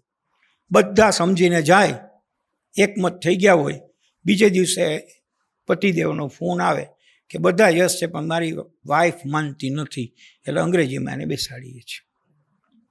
મમ્મીઓને બરાબર ટ્રેન કરવી પડે. એક ફરિયાદ બહુ સાચી છે, હું એવું નથી કહેતો કે સમાજમાં જે થાય છે તે યોગ્ય ને સાચી છે. ઘણા લોકો પૂછે છે ગુજરાતી માધ્યમની ઉત્તમ શાળા કઈ? તમે કહો છો તો ગુજરાતી માધ્યમમાં બેસાડીએ, પણ તમે શાળાનું નામ આપો. પણ આ એક સરસ મજાનું વિશેષ સર્કલ છે સાહેબ. દિવસે દિવસે ગુજરાતી માધ્યમની શાળાઓ બંધ થતી જાય છે, પણ સામે ગુજરાતના કોઈ ખૂણામાં અત્યારના નવો પવન પણ ફૂંકાઈ રહ્યો છે, જેના આધાર સાથે હું તમારી સાથે વાત કરી શકું. ગુજરાતના કેટલાય વિસ્તારોની અંદર એક વિસ્તાર એવો છે કે જ્યાં 1285ની સંખ્યા છે, અને ત્યાં સરકારી શાળા હોવા છતાં પહેલા ધોરણમાં એડમિશન લેવા માટે સવારે 4 વાગે લાઈન લાગે છે. જુનાગઢની અંદર એક નામ ભૂલી ગયો, તરુણ નામનો શિક્ષક છે, આચાર્ય છે, તરુણ કાટબામાં, યુ આર રાઈટ. એ શિક્ષક છે. આજુબાજુની એટલી બધી સેલ્ફ ફાઇનાન્સ સ્કૂલો કે આ સરકારી શાળા જીવી જ ના શકે, અને એણે મહેનત કરી. આજે આજુબાજુની શાળાઓ બંધ થવા લાગી છે અને તરુણની શાળામાં ધસારો છે. પણ અનફોર્ચ્યુનેટલી બન્યું છે શું? શિક્ષકોનું મોરલ ડાઉન કરવાની પ્રવૃત્તિઓ સરકાર બહુ કરાવે છે, એટલે એ લોકોએ જે કરવું જોઈએ તે કરતા નથી. રાષ્ટ્રીય શિક્ષણ નીતિ 2020માં 2 બાબતો બહુ સ્પષ્ટ છે. એટલા માટે મૂકું કે આપને પણ ખ્યાલ આવે. પહેલી વાત, જે રાજ્ય સરકાર તરત જ કરી શકે એવું NEPનું. પહેલી વાત, રાજ્યમાં એક પણ શિક્ષકની જગ્યા ખાલી ન રહેવી જોઈએ, તેનો સત્વરે સરકારે નિર્ણય લેવાનો છે. અને બીજી વાત, રાજ્યમાં શિક્ષકોને શિક્ષણ સિવાયનું, વર્ગ શિક્ષણ સિવાયનું કોઈ પણ કામ સોંપવામાં ન આવે, આવા 2 મોટા નિર્ણયો NEPએ લીધા છે. એના સિવાયનું બધું જ કામ સરકાર કરે છે, પણ આ થતું નથી. હવે અહીં પણ આપણે એક પ્રેશર ગ્રુપ ઊભું કરવું પડે કે વી ડોન્ટ સે, NEP સેઝ, NEP કહે છે આ કામ કરો. આ થશે તો આપણે ધીમે ધીમે શિક્ષકોનું એક વૃંદ ઊભું કરી શકીશું કે જે 21 ફેબ્રુઆરીએ નીકળી પડશે. હું તો એવું માનું છું ફરીવાર અભિયાન ચલાવવું જોઈએ, ચળવળ ચલાવવી જોઈએ. જોઈએ તો માતૃભાષા. આ દિવસનો જન્મ જ ચળવળમાંથી થયો છે, આજનો જન્મ. યુવાનોને થયું કે અમારી બાંગ્લા ભાષા કેમ નહીં, અને એની ઉપર અત્યાચાર થયો અને એમાંથી આજનો દિવસ જાહેર થયો છે. મને લાગે છે કે ચળવળ ચલાવવાનો સમય ફરી એકવાર આવી ગયો છે. Thank you very much.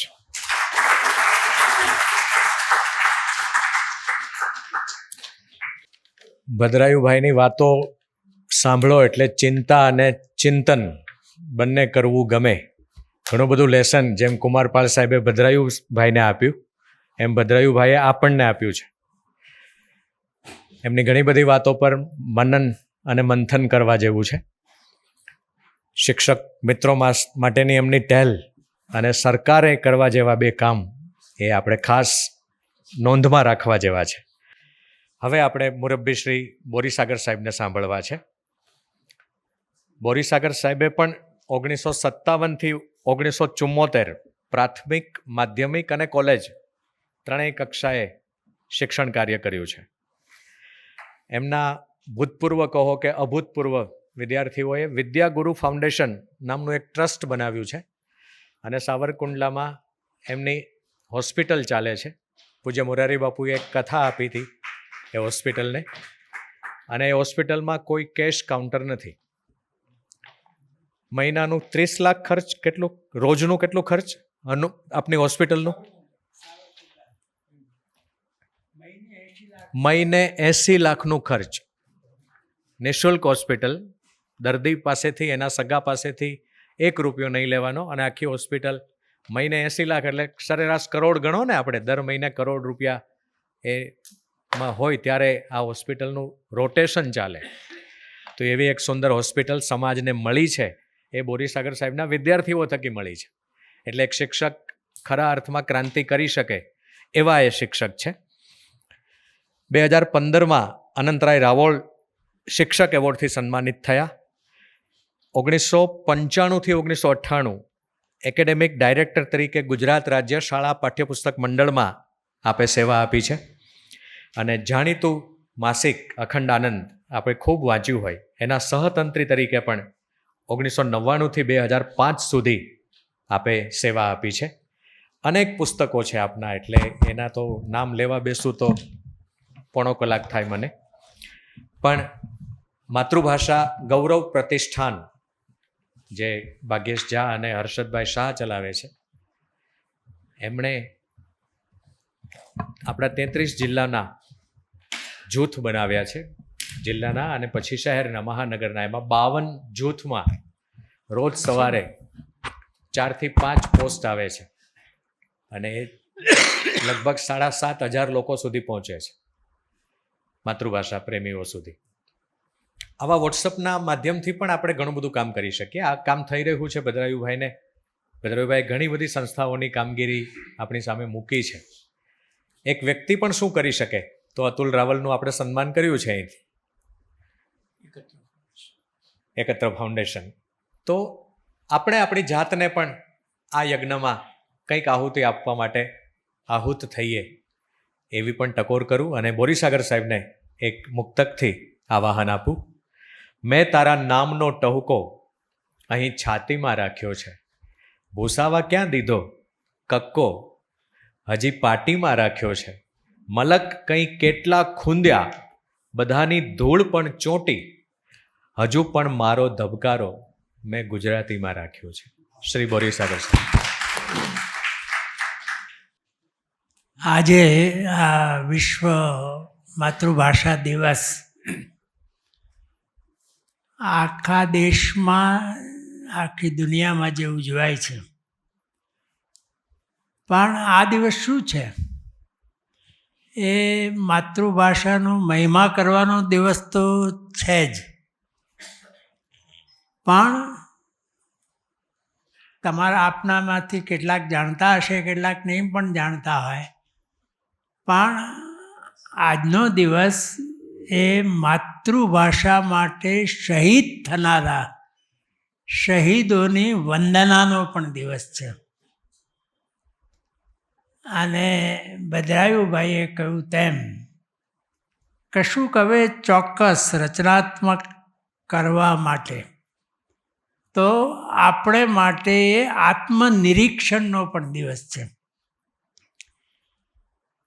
આજે આપણને કલ્પના ના આવે કે માતૃભાષા માટે અનેક લોકો પોતાના જીવનનું બલિદાન આપે.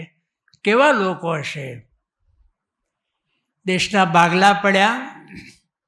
ભારત અને પાકિસ્તાન એવા 2 દેશો અસ્તિત્વમાં આવ્યા, 2 નામના દેશો. એક દેશ હતો, 2 દેશ થયા. પાકિસ્તાનના 2 ભાગ થયા. એ પશ્ચિમ, કારણ કે વસ્તી પ્રમાણે ભાગલા પાડવાના હતા. એટલે બંગાળમાં, પૂર્વ બંગાળનો જે ભાગ, એમાં મુસ્લિમ વસ્તી વધારે હતી, એટલે એ પાકિસ્તાન હેઠળ ગયો. તો એ પૂર્વ પાકિસ્તાન અને પેલો પશ્ચિમ પાકિસ્તાન. પણ પૂર્વ પાકિસ્તાન બંગાળનો ભાગ હતો.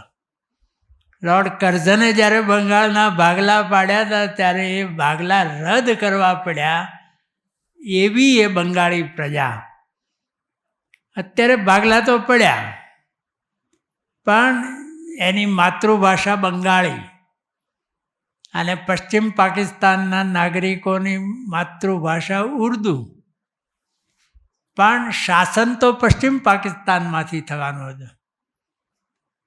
એટલે એમણે રાજભાષા તરીકે બાંગ્લા ભાષાને એટલે બંગાળી ભાષાને દૂર કરીને ઉર્દુ ભાષાનું ચલણ રહે, રાજભાષા ઉર્દુ ભાષા બને એવો હુકમ બહાર પડ્યો. આની સામે પ્રચંડ વિરોધ થયો. આખી જે થિયરી હતી ધર્મ પ્રમાણે ભાગલાની, એ થિયરી ખોટી પડી કે ભાગલા જે પ્રજા બને છે એ સંસ્કૃતિથી બને છે, ધર્મથી નથી બનતી. એક નવો ખ્યાલ એને કારણે આવ્યો. અને શું પ્રજાએ વિરોધ કર્યો? 1948થી શરૂ થયું તે આ 1952માં આજના દિવસે 21મી ફેબ્રુઆરીએ જે પ્રચંડ વિરોધ થયો અને સરકારના નિર્ણય સામે જે મોટી જનમેદની ઉમટી અને જેમ જલિયાંવાલા બાગમાં થયું હતું એવો એક હત્યાકાંડ થયો. શહીદ થયા અને સેંકડો લોકો ઘવાયા. અને એનું પછી તો સમાધાન માટે એ લોકો એમ પણ તૈયાર હતા કે ઉર્દુ રાખો પણ સાથે સહભાષા તરીકે બંગાળી રાખો.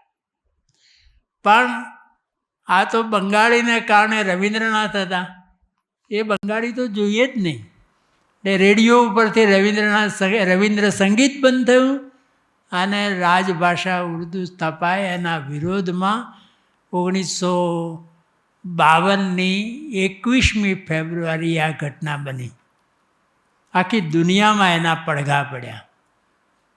અને પછી તો બાંગ્લાદેશ અસ્તિત્વમાં આવ્યું અને દર 21મી ફેબ્રુઆરીએ એ લોકો માતૃભાષા દિવસ ઉજવે અને માતૃભાષા માટે શહીદ થયેલા લોકો માટે જે સ્મારક રચાયું જેનું નામ શહીદ મિનાર, એ શહીદ મિનારમાં વંદના કરવા જાય. 1999માં યુનેસ્કોએ આ વાત સ્વીકારી અને સમગ્ર વિશ્વમાં માતૃભાષા દિન ઉજવવો એવો ઠરાવ કર્યો અને 2000ની સાલથી આ ઉજવણી ચાલે છે. પણ આ ઉજવણી એટલે ઉત્સવ કે ખુશીની ઉજવણી નથી. માતૃભાષાના માટે જે મરી ખૂટનારા એને અંજલિ આપવા માટે, એને શ્રદ્ધાંજલિ આપવા માટે અને માતૃભાષાનો મહિમા કરવા માટેનો આ દિવસ છે. એટલે આપણે આ એક છેડો છે જ્યાં માતૃભાષા માટે જીવ કાઢી આપવા લોકો તૈયાર હતા. અને અહીંયા હવે આપણે કેટલું અંતર કાપવાનું છે એ આપણે નિર્ણય કરવાનો છે કે આજે માતૃભાષા માટે આપણે કેટલું અંદરથી શું થાય છે આપણને. નહીં તો જેમ મધર્સ ડે ઉજવાય એમ માતૃભાષા દિવસ ઉજવાય, બીજે દિવસે બધી વાત જતી રહે. આપણે તો માતૃભાષાના મહિમાનું સ્થાપન કરવાનું છે. તો આ મૂળ વાત આ છે. અને તમે જુઓ કે આજે આખા દેશમાં 2-3 રાજ્યો એવા છે કે જેને માતૃભાષા માટે આમ જનૂનપૂર્વકનો કહેવાય ને એમ એવો પ્રેમ છે. એમાં બંગાળ પ્રથમ આવે, મહારાષ્ટ્ર આવે, તામિલનાડુ આવે કે જેને તામિલનાડુમાં સરકારે તમિલ માધ્યમમાં જ પ્રાથમિક શિક્ષણ થશે. પ્રાથમિક શિક્ષણ ચાલે બાળકનું ત્યાં સુધી કોઈ અંગ્રેજી માધ્યમની શાળાને મંજૂરી આપવામાં નહીં આવે. આનો વિરોધ પણ થયો. એંગ્લો ઇન્ડિયન લોકોએ એનો વિરોધ પણ કર્યો, કેસ પણ થયા, સુપ્રીમ કોર્ટ સુધી વાત પણ પહોંચી. પણ સુપ્રીમ કોર્ટે રાજ્ય સરકારનો નિર્ણય બહાલ રાખ્યો. તો આ એક જનૂનપૂર્વકનો માતૃભાષાનો પ્રેમ. અને એવો ઉદ્રેક ન હોય ને તો આ વસ્તુનું સ્થાપન ન થાય. બાળકોમાં એ સંસ્કાર ના આવે. એટલે આપણે આ દિવસ મનાવીએ પણ સાથે સાથે માતૃભાષાનો મહિમા કેવી રીતે થાય, આજે શું પરિસ્થિતિ છે એ બરાબર નિરીક્ષણ કરીએ, એનો બરાબર હિસાબ કાઢીએ અને આપણે કેટલું ચાલવાનું છે, કેટલું જવાનું છે. તો પેલી કવિતાની જેમ માઇલ્સ ટુ ગો જેવી પરિસ્થિતિ છે.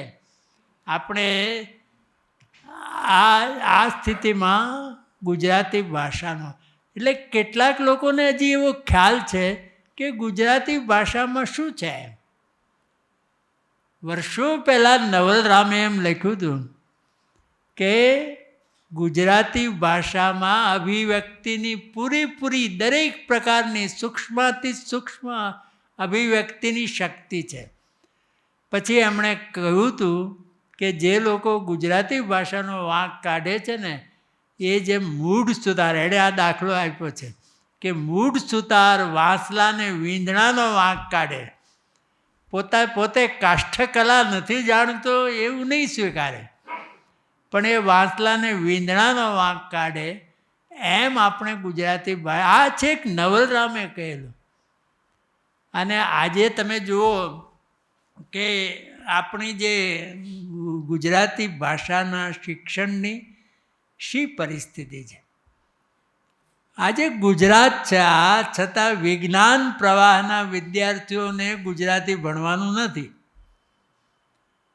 2009માં પહેલીવાર ગુજરાતી સાહિત્ય પરિષદનું અધિવેશન સુરતમાં ભગવતી કુમાર શર્મા પ્રમુખ થયા તે વખતે મળ્યું.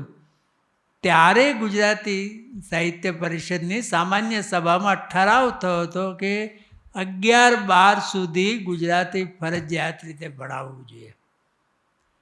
અને છતાં આ 2025ની સાલ ચાલે છે.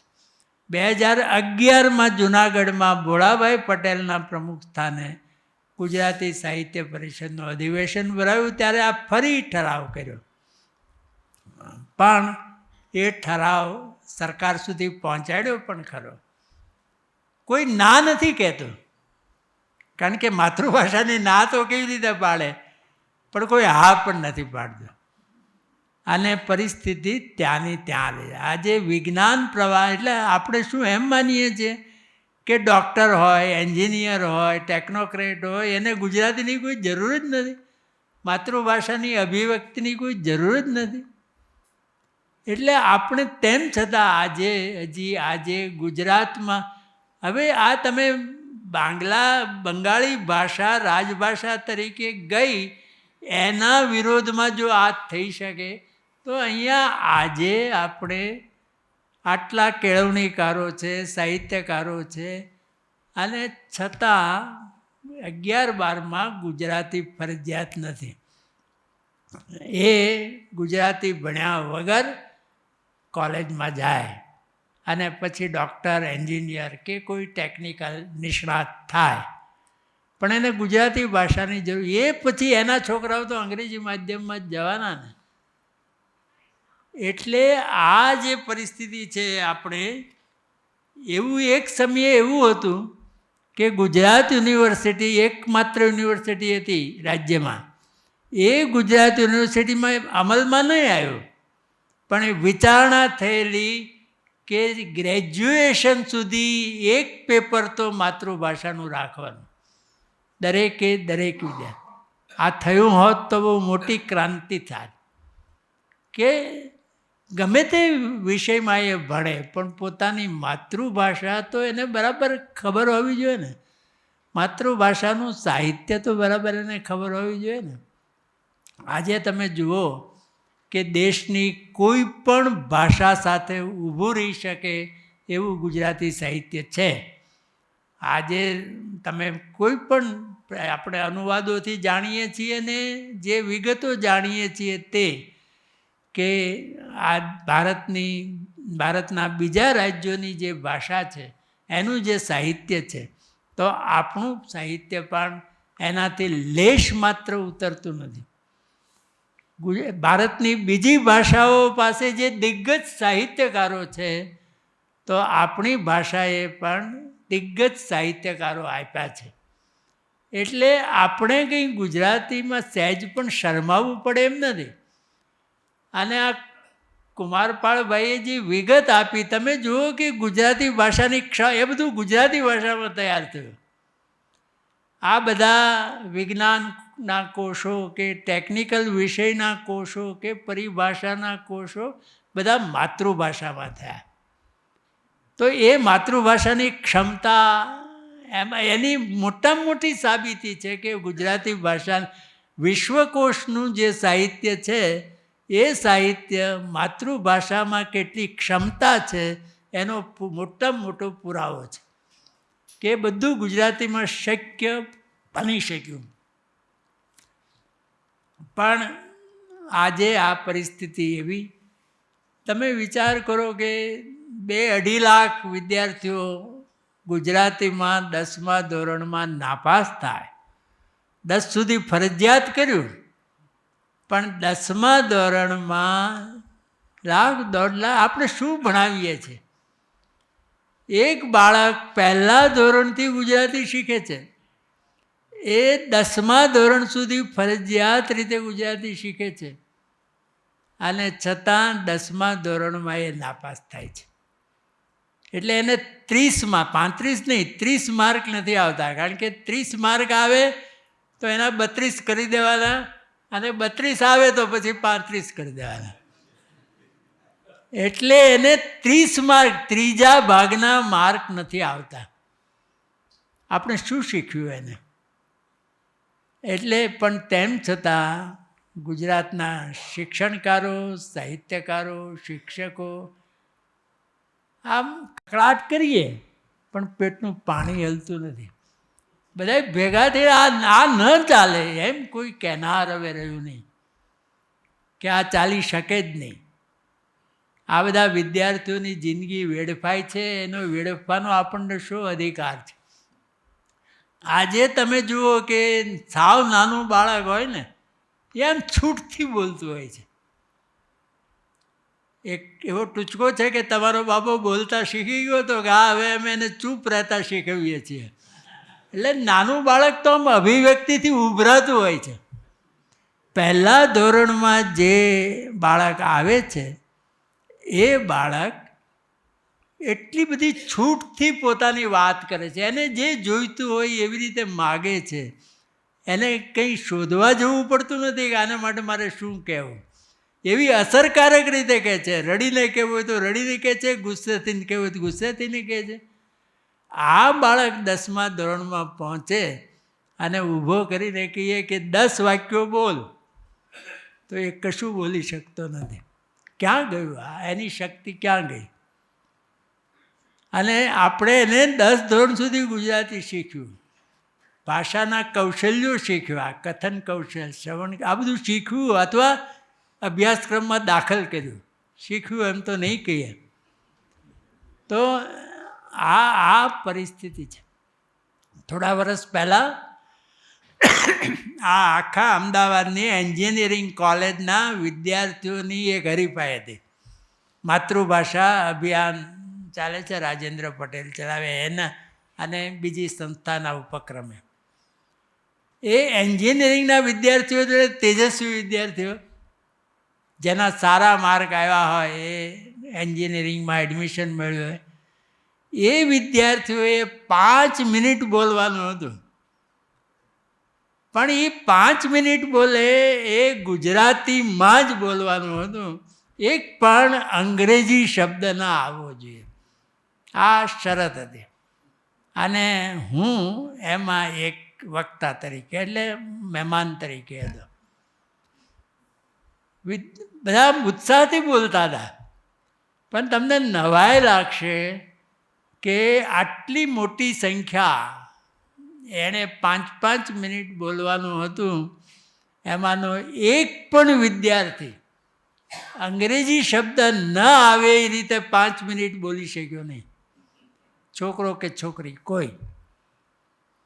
પછી મારે વક્તવ્ય આપવાનું હતું, એમાં પ્રશ્નોત્તરી. તેમાં એક છોકરો કે સાહેબ મારે આ જે 21મી ફેબ્રુઆરી છે ને માતૃભાષા દિવસ, એટલે મારે મારી ગર્લફ્રેન્ડને ગુજરાતીમાં પ્રપોઝ કરવું છે, પણ શબ્દ જડતો નથી. એટલે મેં એને કહ્યું, ભાઈ અત્યારે તો જે શબ્દમાં થાય ને કરી નાખ, નહીં તો તને ગુજરાતી શબ્દ જડશે ત્યાં સુધીમાંથી બીજા શોધી લેશે.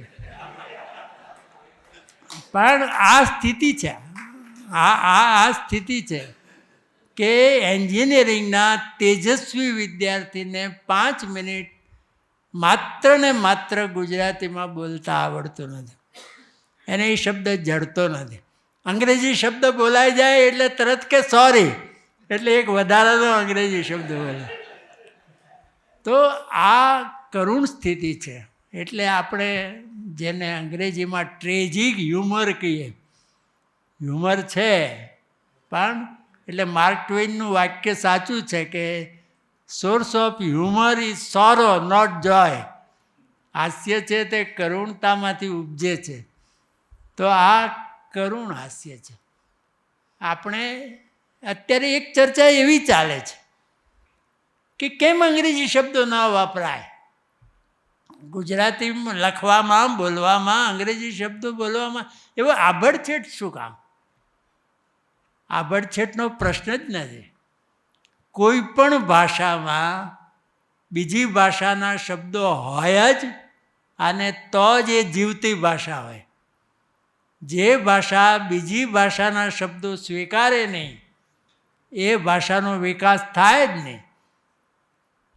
આજે કેટલા બધા વર્ષો પહેલાં અખંડાનંદમાં એક લેખ આવ્યો હતો, ત્યારે એણે 1000 શબ્દોની યાદી આપી હતી. આજે એને 40-50 વર્ષ થઈ ગયા.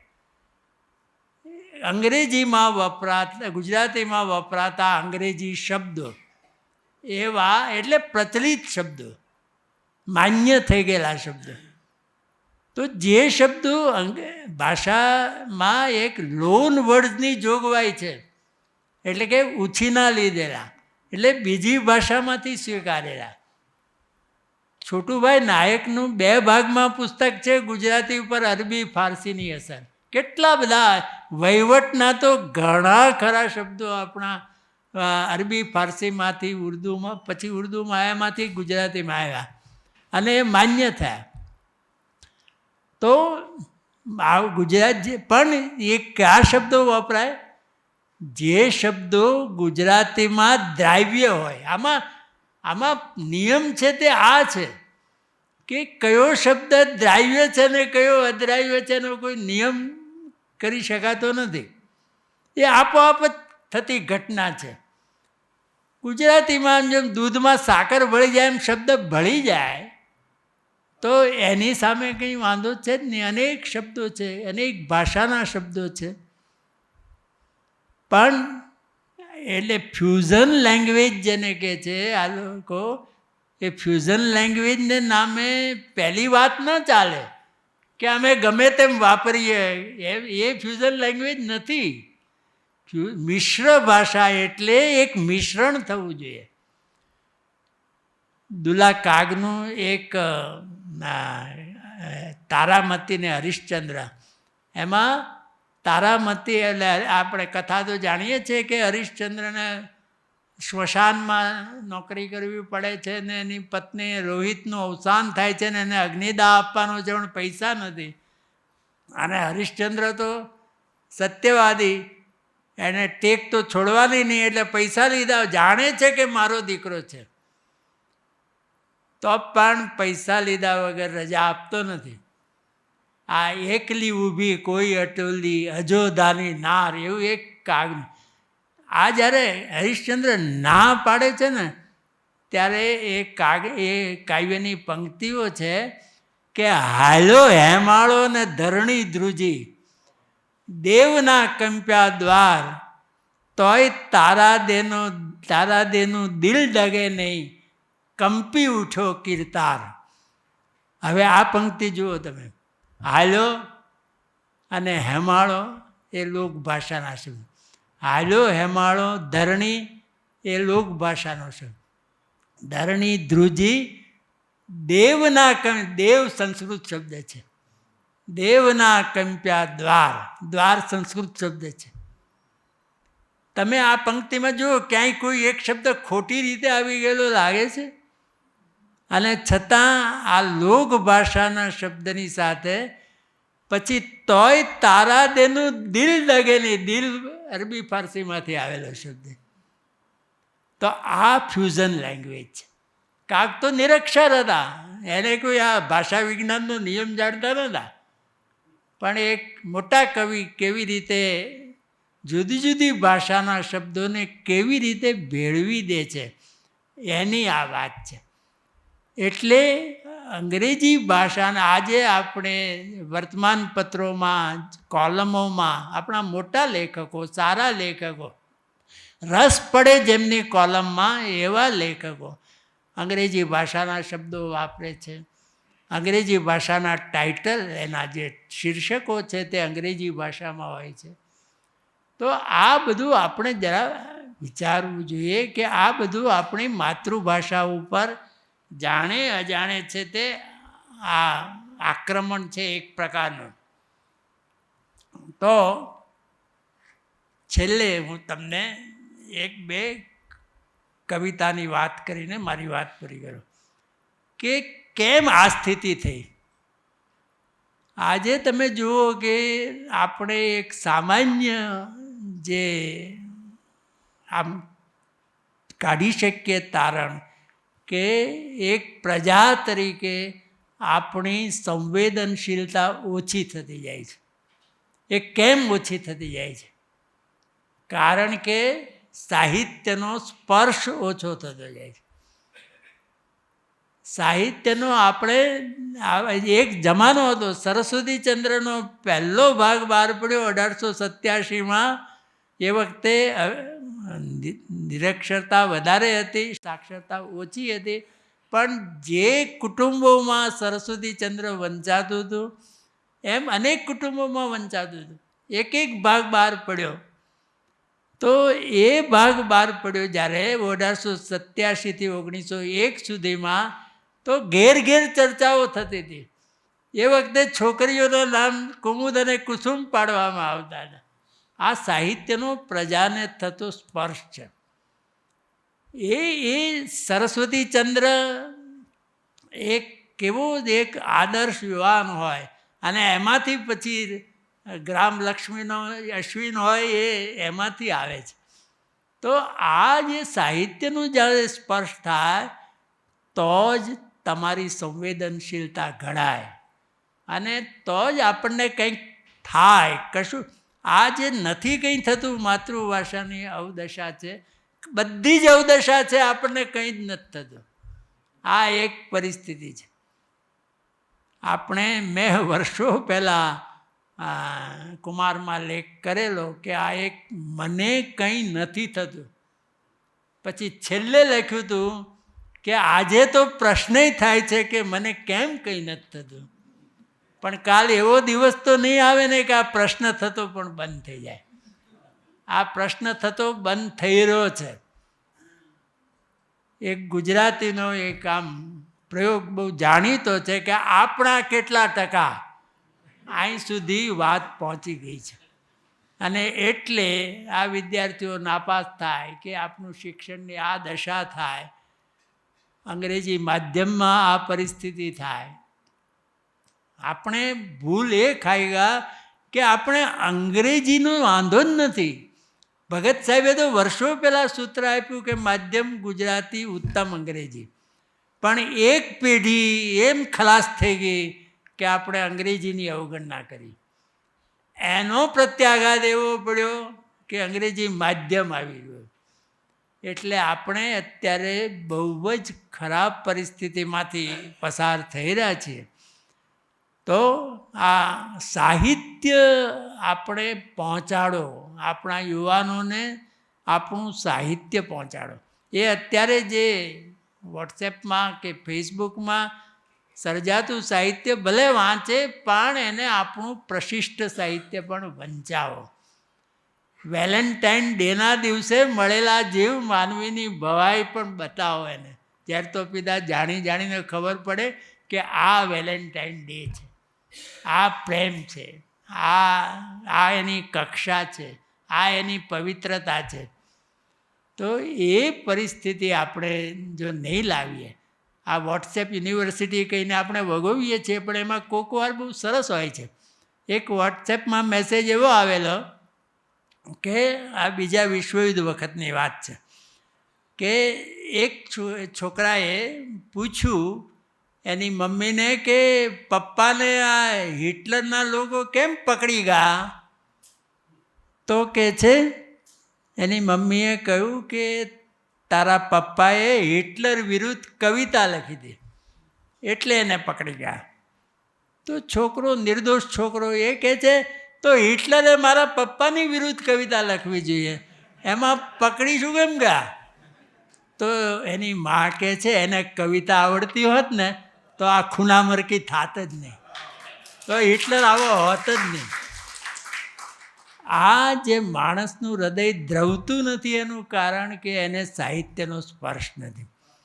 એટલે છેલ્લે એક પન્ના નાયકની અને એક હમણાં સાહિત્ય પરિષદ તરફથી સંગચ્છો દમ એ સીતાંશુ યશશ્ચંદ્રનો વિશ્વ કવિતાના અનુવાદનું પુસ્તક, બહુ સરસ પુસ્તક છે.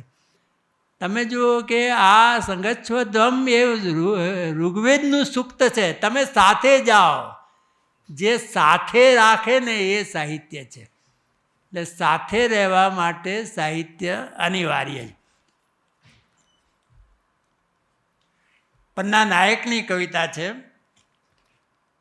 આપણને જે ભાષામાં સપના આવે એ આપણી માતૃભાષા. મને હજીએ પન્ના નાયકનો જિંદગીનો મોટો ભાગ અમેરિકામાં ફિલાડેલ્ફિયામાં ગયો.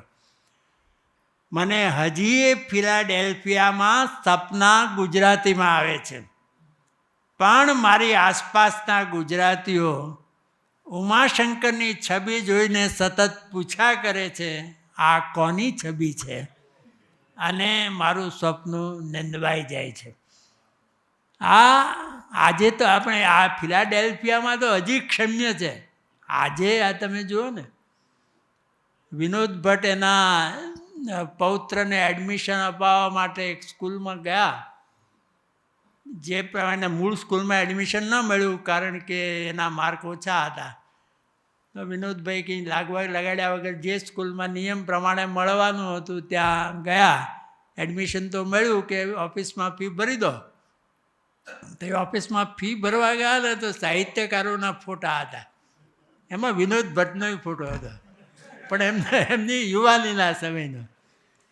એટલે એણે ક્લાર્કને પૂછ્યું કે આ ફોટા, તો કે અમારા હેડમાસ્ટર સાહેબ એવું કહેતા હતા કે આ બધા સાહિત્યકારોના ફોટા છે અને એ બધા મરી ગયા છે. એટલે વિનોદ ભટ્ટે કહ્યું કે આમાંથી ઓછામાં ઓછો એક નથી મરી ગયો. તો કે તમે ઓળખો છો? તો કે આ બરાબર ઓળખું છું. કોણ નથી મરી ગયો? તો કે આ જે વિનોદ ભટ્ટનો ફોટો લખ્યું છે ને નીચે વિનોદ ભટ્ટ, એ જ જીવે છે. એટલે એમ બસ પછી એને તો ફી લઈ લીધી. એટલે મેં વિનોદભાઈને પૂછ્યું કે પછી એણે ફોટો ઉતારી લીધો તમારો? તો કે ના, ન ઉતાર્યો. એને એમ થયું એ તો એનો યુવાનીનો ફોટો હતો. એટલે એણે પછી એને કહ્યું કે મેં કહી જોયું એને કે આ ફોટો મારો છે અને હું જીવું છું. તો પેલો ઘડી ગયો જોયો એમ, બસ પછી વધારે નહીં. એ કહે છે ભાઈ ફોટો એણે એટલે ન ઉતાર્યો કે હવે આ ખખડી ગયેલો કાલ સવારે જતો રહે તો પાછો ક્યાં ટાંગવાનો.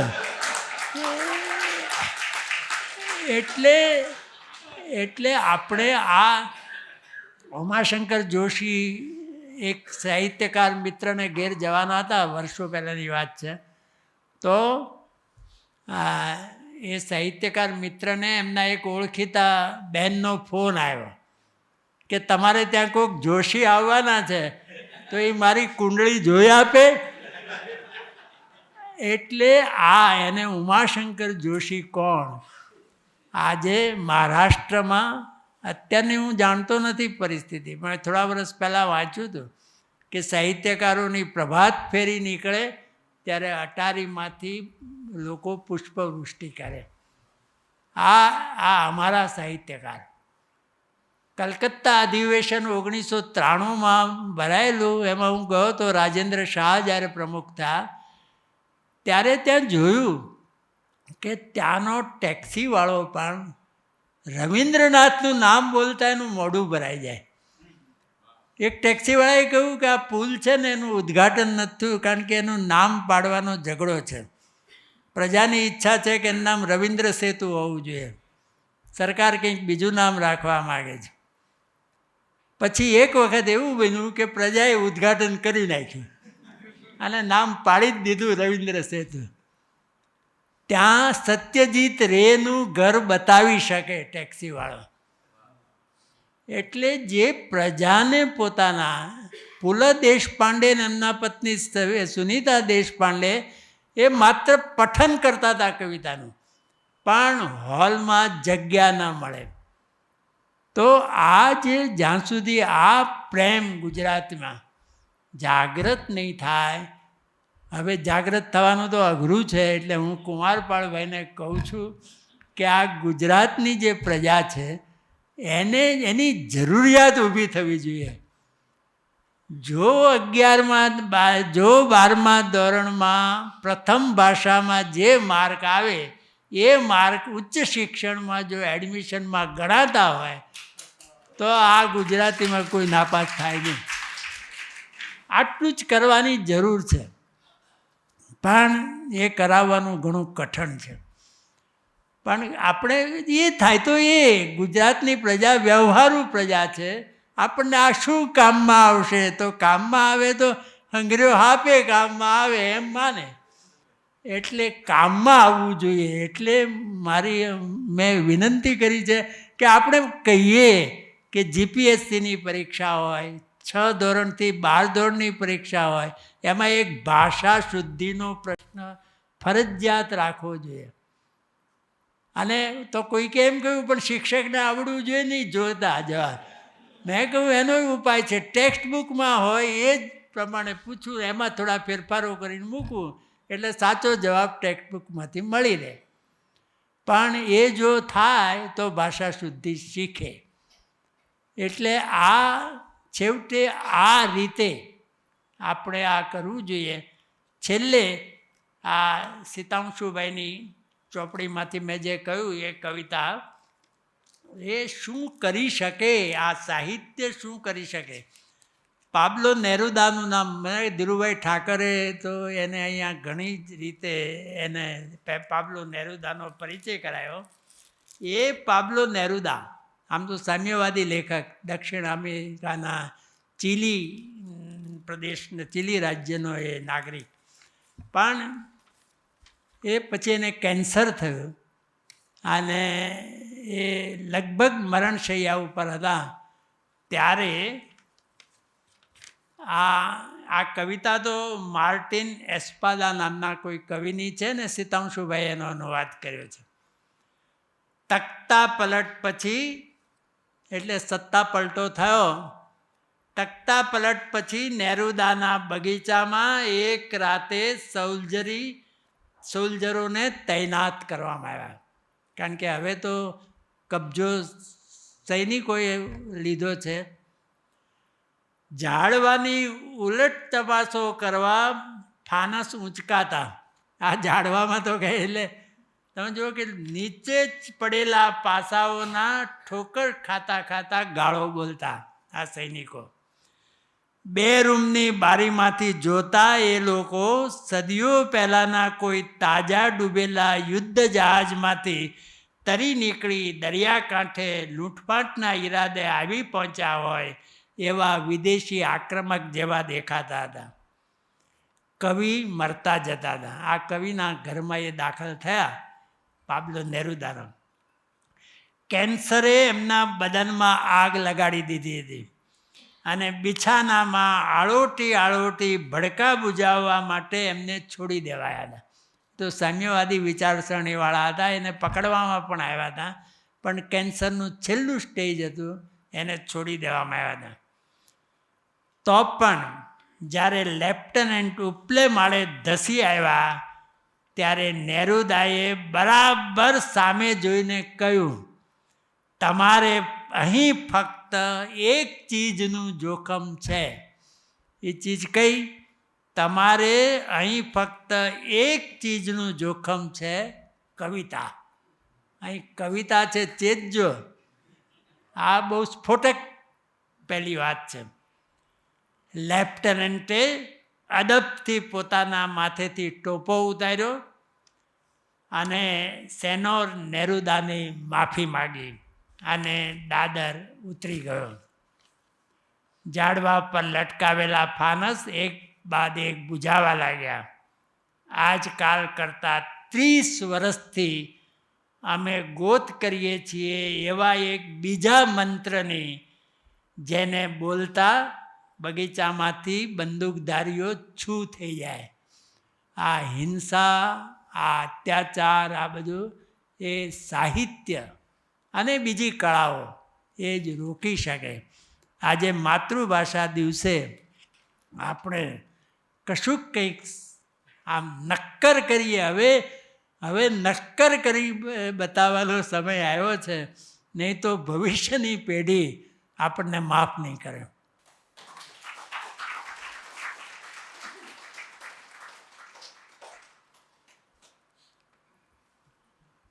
ખૂબ ખૂબ આભાર બોરીસાગર સાહેબ અને ભદ્રાયુભાઈનો. માતૃભાષા પ્રત્યેની એમની ચિંતા, બોરીસાગર સાહેબનો તો બહુ અનુભવ છે એટલે, અને હાસ્ય એમને ભરેલું છે. ભદ્રાયુભાઈ પણ એવા જ વજનમાં ભારે પણ હળવા બોલવામાં. તો બંને વક્તાઓને આપણે એકવાર જોરદાર તાળીઓથી વધાવીએ.